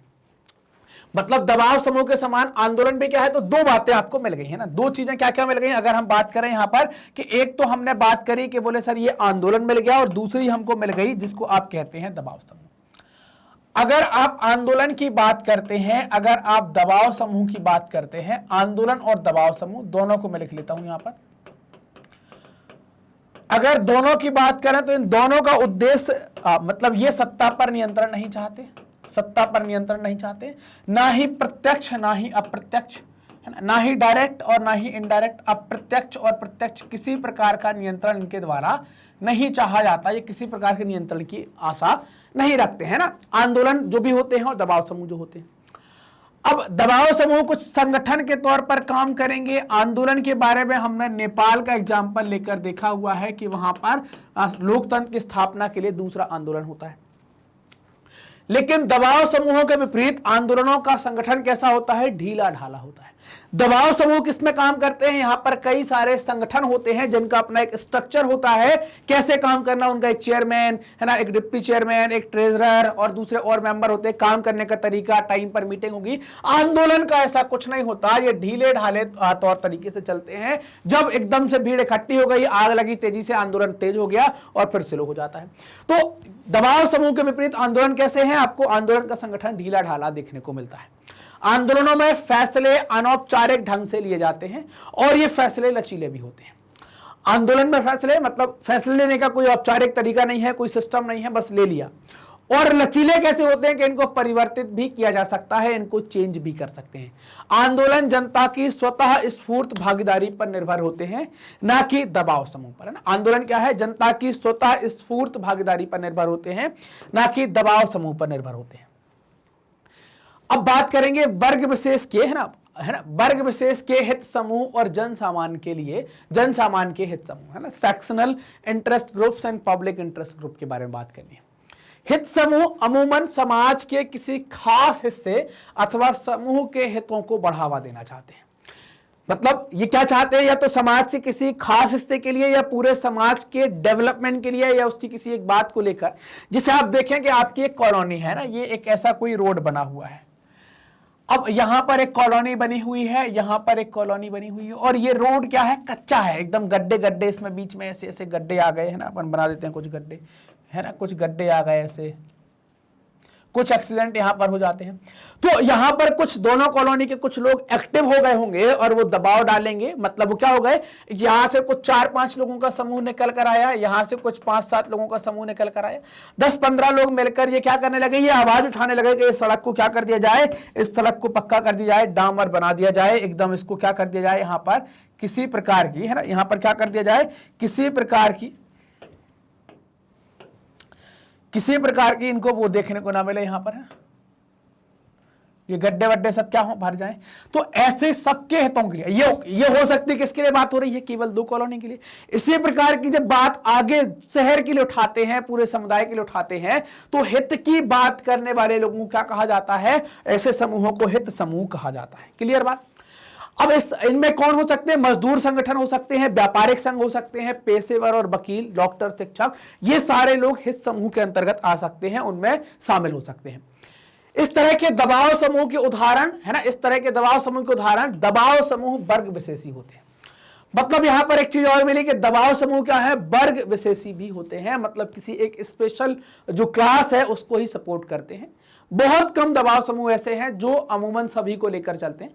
सामान्य तौर पर दबाव समूह, जैसे अगर आप बात करें यहां पर मजदूर संगठन की, तो मजदूर संगठन व्यापारी की बात क्यों करेगा, व्यवसायिक संघ मजदूर की बात क्यों करेगा, वकील डॉक्टर की बात क्यों करेंगे, डॉक्टर वकील की बात क्यों करेंगे, शिक्षक डॉक्टर और वकील की बात क्यों करेंगे, ये तीनों मिलकर मजदूरों की बात क्यों करेंगे। ये सिर्फ अपने अपने के भले की बात करते हैं, अपने अपने लिए बात करते हैं, इसलिए क्या कहा गया है कि वर्ग विशेषी होते हैं, है ना, स्पेशल क्लास के लिए होते हैं, क्योंकि ये समाज से किसी खास तबके, मसलन मजदूर, कर्मचारी, व्यवसायी, उद्योगपति, धर्म विशेष के अनुयायी अथवा किसी खास जाति आदि का प्रतिनिधित्व करते हैं। हमने बात करी कि कोई जाति से हो सकते हैं, कोई वर्ग से हो सकते हैं, ऐसी जगह का ये प्रतिनिधित्व करते हैं।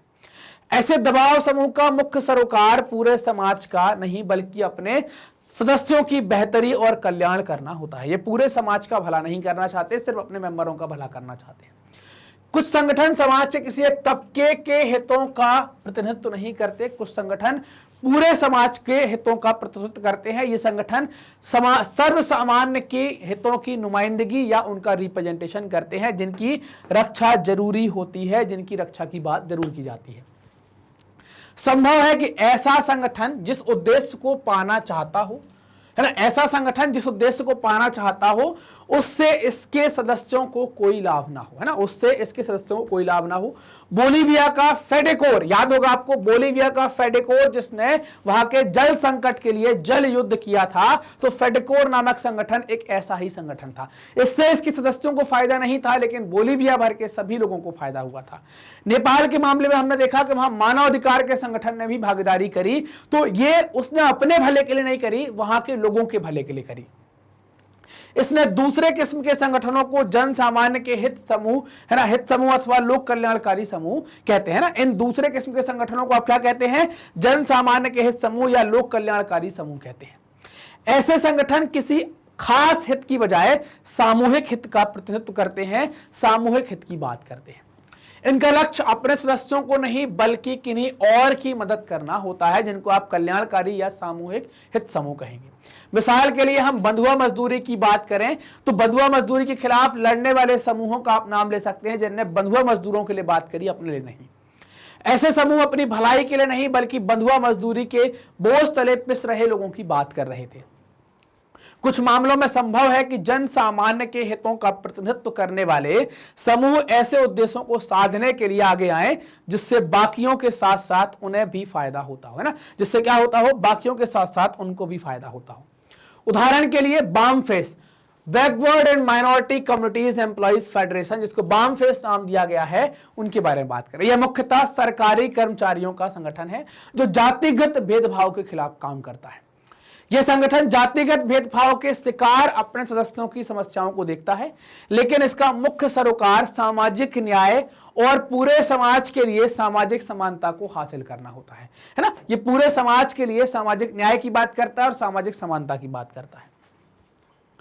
जिसे जमीन के अधिकार को लेकर कुछ विरोध प्रदर्शन हुए। तो पश्चिमी जावा इंडोनेशिया के किसान, आप ये फोटो देख सकते हैं, 2004 में एक दिन पश्चिमी जावा इंडोनेशिया के लगभग 1500 भूमिहीन किसान इंडोनेशिया की राजधानी जकार्ता पहुंचे। तो एक चीज याद रखेंगे, जकार्ता कभी पूछी गई तो इंडोनेशिया की राजधानी है। किसान अपने परिवार के साथ आए और भूमि सुधार की मांग कर रहे थे ना। वो क्या हुए, अपने परिवार के साथ आते हैं और भूमि सुधार की मांग करते हैं। किसानों का कहना था कि हमें अपने फार्म वापस लौटाए जाए। वो क्या चाह रहे थे, अपने खेत वापस चाह रहे थे। वे विश्व व्यापार संगठन और उसके विध्वंसक कानूनों का विरोध कर रहे थे। उनके द्वारा जो कानून बनाए गए थे, जो इंडोनेशिया के लोगों को परेशान कर रहे थे, उनका विरोध कर रहे थे। प्रदर्शनकारियों का नारा था जमीन नहीं तो वोट नहीं, ऐसा इनके द्वारा नारा लगाया गया। उनका ऐलान था कि अगर किसी उम्मीदवार ने भूमि सुधार का पक्ष नहीं लिया तो वे इंडोनेशिया में हो रहे राष्ट्रपति पद के पहले प्रत्यक्ष चुनाव का बहिष्कार कर देंगे। तो क्या हुआ, हर एक व्यक्ति को अब बात करनी पड़ी, हर एक व्यक्ति को उनकी जमीन के लेकर बात करनी पड़ी। अब कुछ आंदोलनकारी समूह के बारे में बात करते हैं, मूवमेंट ग्रुप्स के बारे में। दबाव समूह के समान किसी आंदोलन में कई तरह के समूह शामिल हो सकते हैं, जैसे हमने नेपाल वाले में बात करी, एसपीए शामिल है ना, फिर इसके बाद माओवादी शामिल है, बागी शामिल है और दूसरे और संगठन शामिल है। अधिकतर आंदोलन किसी खास मुद्दे पर केंद्रित होते हैं, मुद्दे को लेकर ही चलते हैं। मुद्दा हल होने के साथ ही, हल या विफल जो भी आंदोलन का निर्णय रहे, उसके साथ ही आंदोलन समाप्त हो जाता है। ऐसे आंदोलन एक सीमित समय सीमा के भीतर किसी एक लक्ष्य को पाना चाहते हैं, किसी एक लक्ष्य को प्राप्त करना चाहते हैं। कुछ आंदोलन ज्यादा सार्वभौम प्रकृति के होते हैं और एक व्यापक लक्ष्य लेकर चलते हैं। जब आप व्यापक लक्ष्य लेकर चलते हैं तो फिर आपको समय भी ज्यादा चाहिए उसको हासिल करने के लिए। नेपाल में उठे लोकतंत्र के आंदोलन का विशिष्ट उद्देश्य था राजा को अपने आदेशों को वापस लेने के लिए बाध्य करना, है ना। नेपाल में हमने आंदोलन की बात करी कि राजा को यह बाध्य किया गया कि अपने आदेश वापस ले। इन आदेशों के द्वारा राजा ने लोकतंत्र को समाप्त कर दिया था। तो हम कह सकते हैं वहां पर लोकतंत्र की पुनर्स्थापना के लिए आंदोलन किया गया। भारत में अगर आप देखते हैं तो जैसे नर्मदा बचाओ आंदोलन, ऐसे आंदोलनों का ये अच्छा उदाहरण है। अब ये नर्मदा बचाओ आंदोलन क्या था, तो ये सरदार सरोवर बांध को लेकर ये आंदोलन किया गया था, क्योंकि इस बांध के कारण लोग विस्थापित हो रहे थे। नदी के ऊपर जब बांध बनाते हैं तो पानी के जल के भराव का क्षेत्र बड़ा हो जाता है। इससे क्या होता है, आसपास के गांव डूबने लगते हैं, उनको विस्थापित होना पड़ता है। इस आंदोलन का उद्देश्य क्या था कि इस बांध को बनने से रोकना। धीरे धीरे इस आंदोलन ने व्यापक रूप धर लिया। पहले नर्मदा बचाओ था, फिर पर्यावरण बचाओ हो गया ना। नर्मदा बचाओ आंदोलन में पर्यावरण की बातें भी होने लगी। इस प्रकार के आंदोलन थोड़े समय के लिए सक्रिय रह पाते हैं। आपने देखा कि ये कभी कभी बीच में सक्रिय रहते हैं, फिर गायब हो जाते हैं, फिर सक्रिय रहते हैं, फिर गायब हो जाते हैं। तो ऐसे आंदोलनों की बात की गई। किसी एक मुद्दे पर आधारित ऐसे आंदोलनों के बरक्स उन आंदोलनों को रखा जा सकता है जो लंबे समय तक चलते हैं और जिनमें एक से ज्यादा मुद्दे होते हैं। जैसे आप नर्मदा बचाओ आंदोलन में पहले पानी की बात हो गई, अब नर्मदा बचाओ मानव बचाओ। अब मानव के साथ उनके जीविका की बात भी करने लगे हैं, जीविका के साथ अब पर्यावरण की बात भी करने लगे हैं। मतलब क्या हो गया, इसमें कई सारे मुद्दे शामिल होना स्टार्ट हो गए, एक से ज्यादा मुद्दे इसमें शामिल हो गए हैं। पर्यावरण के आंदोलन तथा महिला आंदोलन ऐसे ही आंदोलनों की मिसाल के तौर पर देखे जाते हैं। ऐसे आंदोलनों के नियंत्रण तथा दिशा निर्देश के लिए कोई एक संगठन नहीं होता है ना, ऐसा कोई एक संगठन नहीं होता। पर्यावरण आंदोलन के अंतर्गत अनेक संगठन तथा खास मुद्दों पर आधारित आंदोलन शामिल हैं। इन सबके संगठन अलग अलग हैं, है ना। हर एक अलग अलग संगठन आपको यहां पर देखने को मिलेंगे। नेतृत्व भी अलग होते हैं, नीतिगत मामलों पर अक्सर इनकी राय भी अलग अलग देखने को मिलती है। इसके बावजूद एक व्यापक उद्देश्य के ये साझीदार होते हैं और इनका दृष्टिकोण भी एक जैसा होता है। ये दूर का देखते हैं और दूर में अपने आप को एक जैसा पाते हैं। इस कारण से लोग साथ आकर आंदोलन करते हैं। इसी वजह से इन्हें एक आंदोलन यानी पर्यावरण आंदोलन का नाम दे दिया जाता है। चाहे नदी बचाओ की बात करें, चाहे जंगल बचाओ की बात करें, दोनों पर्यावरण आंदोलन हो जाते हैं। कभी कभी ऐसे व्यापक आंदोलनों का एक ढीला ढाला सा सर्वसमावेशी संगठन भी होता है। मिसाल के लिए अगर हम फॉर एग्जांपल बात करें तो national alliance for people's movement, जिसको NAPM कहते हैं, एक ऐसा ही संगठन होता है जो एक ढीला ढाला सा है, जो ऐसे पर्यावरण आंदोलनों की बात करता है या उनके लिए काम करता है।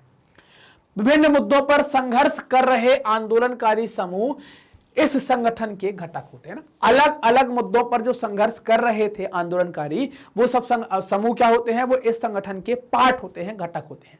यह संगठन अपने देश में अनेक जन आंदोलनों की गतिविधियों में तालमेल बैठाने का काम करता है ना। उनका क्या है कि वो तालमेल बैठाते हैं अलग अलग आंदोलनों में और अलग अलग संगठनों में और उनको साथ लेकर आते हैं। दबाव समूह और आंदोलन राजनीति पर कैसे असर डालते हैं, तो दबाव समूह और आंदोलन राजनीति पर कई तरह से असर डालते हैं, उनके कई प्रकार हो सकते हैं। देखते हैं, दबाव समूह और आंदोलन अपने लक्ष्य तथा गतिविधियों के लिए जनता का समर्थन और सहानुभूति हासिल प्राप्त करना चाहते हैं, ताकि जनता का उनके साथ जुड़ाव हो, जनता उनको समर्थन दे। इसके लिए क्या करना होगा? तो इसके लिए वो सूचना के अभियान चलाएंगे ताकि लोगों तक जानकारी पहुंचे, बैठकों का आयोजन करेंगे, अर्जी दायर करेंगे, और ऐसे कई सारे तरीकों को अपनाएंगे जिनसे जनता का समर्थन उनके पास आ सके।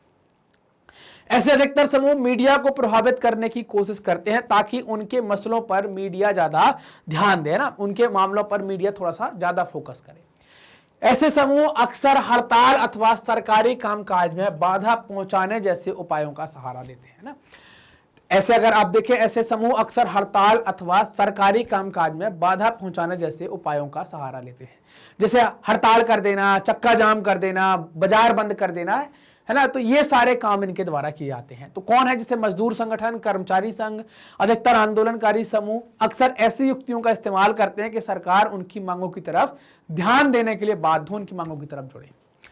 व्यवसाय समूह अक्सर पेशेवर लॉबिस्ट नियुक्त करते हैं अथवा महंगे विज्ञापनों को प्रयोजित करते हैं, महंगे विज्ञापन छपवाते हैं। दबाव समूह, है ना, हर दबाव समूह आंदोलनकारी के कुछ व्यक्ति सरकार को सलाह देने वाली समितियों और आधिकारिक निकायों में शिरकत करते हैं, उनमें भागीदारी करते हैं। हालांकि दबाव समूह और आंदोलनकारी दलीय राजनीति में सीधे भाग नहीं लेते, लेकिन राजनीतिक दलों पर असर डालना चाहते हैं, उनमें भागीदारी करना चाहते हैं, उनमें कुछ ना कुछ प्रभाव छोड़ना चाहते हैं। अधिकतर आंदोलन किसी राजनीतिक दल से संबंध नहीं होते, उनका कोई राजनीतिक दल से संबंध नहीं होता, लेकिन उनका एक राजनीतिक पक्ष होता है, वो कुछ ना कुछ पक्ष रखते हैं कि ऐसा नहीं, ऐसा किया जाना चाहिए। आंदोलनों की राजनीतिक विचारधारा होती है और बड़े मुद्दे पर उनका राजनीतिक पक्ष भी होता है। हर एक आंदोलनों की अपनी एक विचारधारा होती है, राजनीतिक विचारधारा होती है, और उनका अपना एक पक्ष होता है, एक सही एक गलत उनके लिए जरूर होता है। राजनीतिक दल दबाव समूह के बीच कोई का रिश्ता कई रूप धारण कर सकता है, जिसमें से कुछ प्रत्यक्ष हो सकते हैं, कुछ अप्रत्यक्ष रिश्ते हो सकते हैं। जैसे भी आप देख सकते हैं, कई राजनीतिक दलों के द्वारा अलग अलग संगठन बनाए गए हैं जो दबाव समूह का काम करते हैं, और जिनकी मदर कंपनी या हम देखेंगे मुख्य पार्टी कौन सी होती है, कोई राजनीतिक दल होती है। कुछ मामलों में दबाव समूह राजनीतिक दलों द्वारा ही बनाए गए होते हैं अथवा उनका नेतृत्व राजनीतिक दल के नेता ही करते हैं। आप महिला संगठन देख लें, छात्र संगठन देख लें, किसान संगठन देख लें, मजदूर संगठन देख लें, इनका कहीं ना कहीं राजनीति से कोई ना कोई जुड़ाव या किसी ना किसी राजनीतिक दल से इनका जुड़ाव देखने को मिलता है।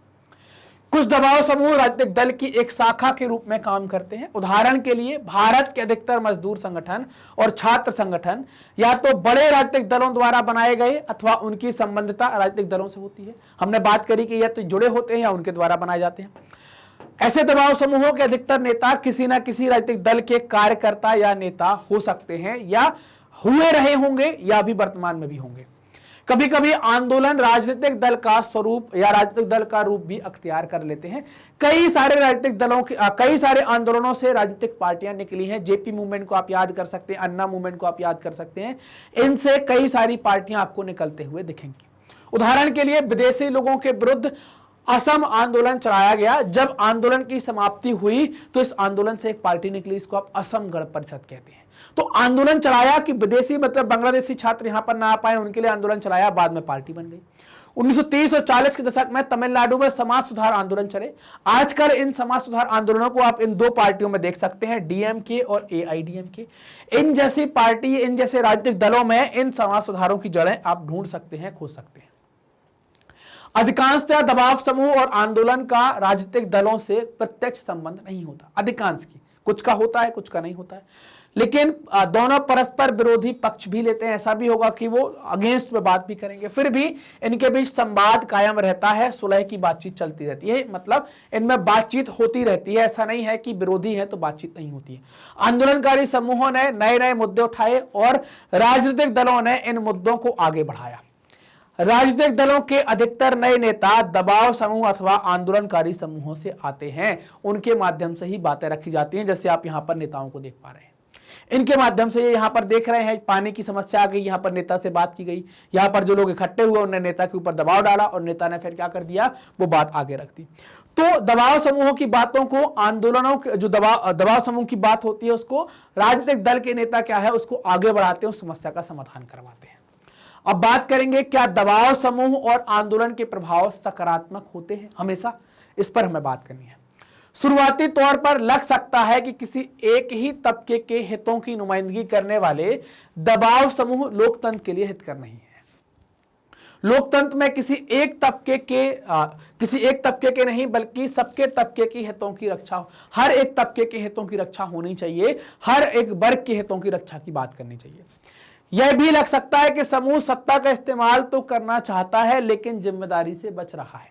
दबाव समूह के बारे में बिल्कुल ऐसा लग सकता है कि सत्ता तो चाहता है लेकिन जिम्मेदारी नहीं चाहता, अच्छा होने पर पीठ थपथपाना चाहता है, गलत होने पर चाहता है कोई उससे सवाल ना करे। राजनीतिक दलों को चुनाव के समय जनता का सामना करना पड़ता है लेकिन ये समूह जनता के प्रति जवाबदेह नहीं होते, उनको मतलब नहीं है, काम कर दिया, अच्छा हो गया तो अच्छी बात, गलत हो गया तो कोई लेना देना नहीं है। संभव है कि दबाव समूह और आंदोलनों को जनता से समर्थन अथवा धन ना मिले, समर्थन भी ना मिले, धन भी ना मिले, ऐसा भी हो सकता है। कभी कभी ऐसा भी हो सकता है कि दबाव समूहों को बहुत कम लोगों का समर्थन प्राप्त हो लेकिन उनके पास धन ज्यादा हो और इसके बूते वो अपनी संकुचित एजेंडे पर सार्वजनिक बहस का रुख भी मोड़ दें, है ना, उसको मोड़ने में सफल भी हो जाएं। लेकिन थोड़ा संतुलित नजरिया अगर आप अपनाते हैं तो स्पष्ट होगा कि दबाव समूह और आंदोलनों के कारण लोकतंत्र की जड़ें क्या होती हैं, मजबूत हुई हैं। अगर आप थोड़ी सा अच्छा नजरिया, संतुलित नजरिया अपनाते हैं तो आप समझ पाएंगे, नहीं तो आपको क्या लगता है कि ये तो गड़बड़ करने ही आ जाते हैं, इनका तो कुछ है नहीं, कुछ अपनी मांगे करते हैं। इनके कारण ही लोकतंत्र की जड़ें देश के अंदर और मजबूत हुई हैं। शासकों के ऊपर दबाव डालना लोकतंत्र में कोई अहितकर गतिविधि नहीं है, बशर्ते इसका अवसर सबको प्राप्त हो और इसका जो दबाव डाल रहे हैं ऐसी शर्तें रखी जाएं जिससे सभी का भला हो रहा हो।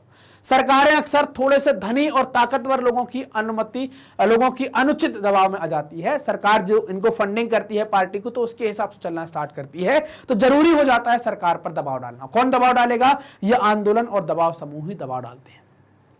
जनसाधारण के हित समूह तथा आंदोलन इस अनुचित दबाव के प्रतिकार में उपयोगी भूमिका निभाते हैं। आम नागरिक की जरूरतों तथा सरोकारों से सरकार को अवगत कराते हैं। इसके लिए दबाव समूह और आंदोलन जरूरी है। वर्ग विशेषी हित समूह भी महत्वपूर्ण भूमिका निभाते हैं। जब विभिन्न समूह सक्रिय हों तो कोई एक समूह समाज के ऊपर प्रभुत्व कायम नहीं कर सकता। किसी एक समूह का समाज पर दबाव नहीं हो सकता, प्रभुत्व नहीं हो सकता। यदि कोई एक समूह सरकार के ऊपर अपने हित में नीति बनाने के लिए दबाव डालता है तो दूसरा समूह इसके प्रतिकार में दबाव डालेगा कि नीतियां उस तरह से ना बनाई जाए। इसलिए दबाव समूह का होना जरूरी है। अगर वर्ग हितैषी भी है तब भी दूसरा वर्ग अपोज करेगा ना, तो आप एक वर्ग का मतलब कई सारे दबाव समूह एक्टिव हैं तो एक वर्ग का प्रभुत्व नहीं चल पाएगा। सरकार को भी ऐसे में पता चलता रहता है कि समाज के विभिन्न तबके क्या चाहते हैं। इससे परस्पर विरोधी हितों के बीच सामंजस्य बैठाना तथा शक्ति संतुलन करना संभव होता है कि वो आसानी से शक्ति का संतुलन कर लेते हैं। अब पीछे एक पैराग्राफ टाइप का है जिसको हमको पढ़ना है। ग्रीन बेल्ट मतलब हरित पट्टी, है ना। ग्रीन बेल्ट का मतलब क्या है? हरित पट्टी। ग्रीन बेल्ट मूवमेंट के अंतर्गत पूरे केन्या में 3 करोड़ वृक्ष लगाए गए थे। इस आंदोलन के नेता वांगरी मथाई सरकारी अधिकारियों और राजनेताओं के रुख से नाखुश हैं। उनका कहना है कि 1970 और 80 के दशक में जब मैं किसानों को वृक्षारोपण के लिए उत्साहित कर रही थी तो मुझे पता चला कि सरकार के भ्रष्ट कर्मचारी ही वनों के अधिकांश विनाश के लिए जिम्मेदार हैं। इन लोगों ने अपने चहेते डेवलपर्स को जमीन और वृक्ष अवैध रूप से बेच रखे हैं। 1990 के दशक में राष्ट्रपति डेनियल अरेप मोई की सरकार के कुछ तत्वों ने जातीय समुदायों को आपस में जमीन के सवाल पर आपस में लड़वा दिया। इससे रिफ्ट वैली के अनेक केन्यावासियों की आजीविका और अधिकार जाते रहे। कुछ को अपनी जान भी गंवानी पड़ी। शासक दल के समर्थकों को जमीन मिली, लोकतंत्र समर्थकों के पक्ष में बोलने वालों को विस्थापित होना पड़ा। यह सरकार की एक चाल थी जिसका उद्देश्य समुदायों को जमीन के सवाल पर आपस में लड़वाकर सत्ता हासिल करना या सत्ता पर कब्जा बनाए रखना। अगर वे एक दूसरे से भिड़ते रहेंगे तो लोकतंत्र की मांग करने के लिए उनके पास मौके कम होंगे, मौके नहीं होंगे, उनके पास मौके कम होंगे। ऊपर के अनुच्छेद में आपको लोकतंत्र और सामाजिक आंदोलन में क्या संबंध नजर आ रहा है, इस आंदोलन को सरकार के प्रति क्या रवैया अपनाना चाहिए, इसकी बात हमने एक जो कॉन्सेप्ट वीडियो है उस पर भी करी है। आप एक बार इसको पढ़ेंगे, यहां तो मैं नहीं बताऊंगा। अगर आपको चाहिए वो बात तो आप वो वाला वीडियो देख सकते हैं जिसमें हमने दबाव समूह, क्या दबाव समूह और आंदोलन के प्रभाव सकारात्मक होते हैं, इसका एक अलग टॉपिक भी बनाया है, उस पर हमने बात करी है।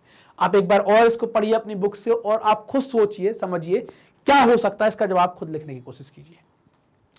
ये हमारा कंप्लीट चैप्टर रिवीजन पूरा हो जाता है। हमने अपने चैप्टर को पूरा कर लिया, सारे टॉपिक्स को हमने एक ही वीडियो के अंदर कवर किया।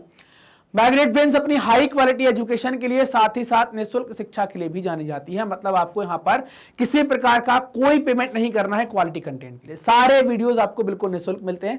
जैसे आप देख पा रहे हैं हमारे टॉप कोर्सेस हैं, CBSE, English medium, Hindi medium, NTSC, olympiad, ये सारे बिल्कुल फ्री ऑफ कॉस्ट मिलते हैं। आपको किसी प्रकार का कोई पेमेंट आपको यहाँ पर नहीं करना होता है ना। आपको ऐसी भी जरूरत नहीं है कि भाई कुछ सब्सक्रिप्शन खरीद लो, कोई कुछ भी नहीं, पैसे की कोई बात आपको नहीं करनी। सारे वीडियो कहां मिलेंगे? यूट्यूब पर, हमारी वेबसाइट पर, हमारे एप्लीकेशन पर, तीनों जगह आपको बिल्कुल निःशुल्क में मिलेंगे। इसके अलावा आप बुक्स एंड ई बुक्स प्राप्त करना चाहते हैं तो डिस्क्रिप्शन में लिंक दी गई है, लिंक पर जाएं, अपना फॉर्म फिलअप करें, रजिस्ट्रेशन करें और उसके माध्यम से फिर आपको बुक मिल जाएगी। मतलब आपको बुक तक पहुंचाने का जो रास्ता है वो डिस्क्रिप्शन में दिया गया है, वो लिंक के थ्रू ही आप बुक तक पहुंच पाएंगे। वो बुक क्या है? आपके जो नोट्स हैं जो हम पढ़ा रहे हैं यहाँ पर, उसी के नोट्स यहाँ पर तैयार किए गए हैं। आप हमसे कनेक्ट होना चाहते हैं तो अलग अलग सोशल मीडिया प्लेटफॉर्म के माध्यम से कनेक्ट हो सकते हैं। YouTube, Facebook, Insta, Twitter, Telegram, search करेंगे मैग्नेट ब्रेन्स तो आप हमें वहां पाएंगे। ये वीडियो आप देख रहे हैं मैग्नेट ब्रेन्स के Hindi channel magnet brains Hindi medium पर, तो चैनल को सब्सक्राइब करें, वीडियो को लाइक करें, अपने दोस्तों के साथ जमकर शेयर करें। कमेंट सेक्शन में जाएं, कमेंट करें, बताएं कि आपको वीडियो कैसा लग रहा है। कोई डाउट है तो उसको भी आप वहां पर पूछ सकते हैं। मिलते हैं अगले वीडियो में, तब तक अपना ध्यान रखिए, ख्याल रखिए, मस्त रहिए, पढ़ते रहिए। धन्यवाद।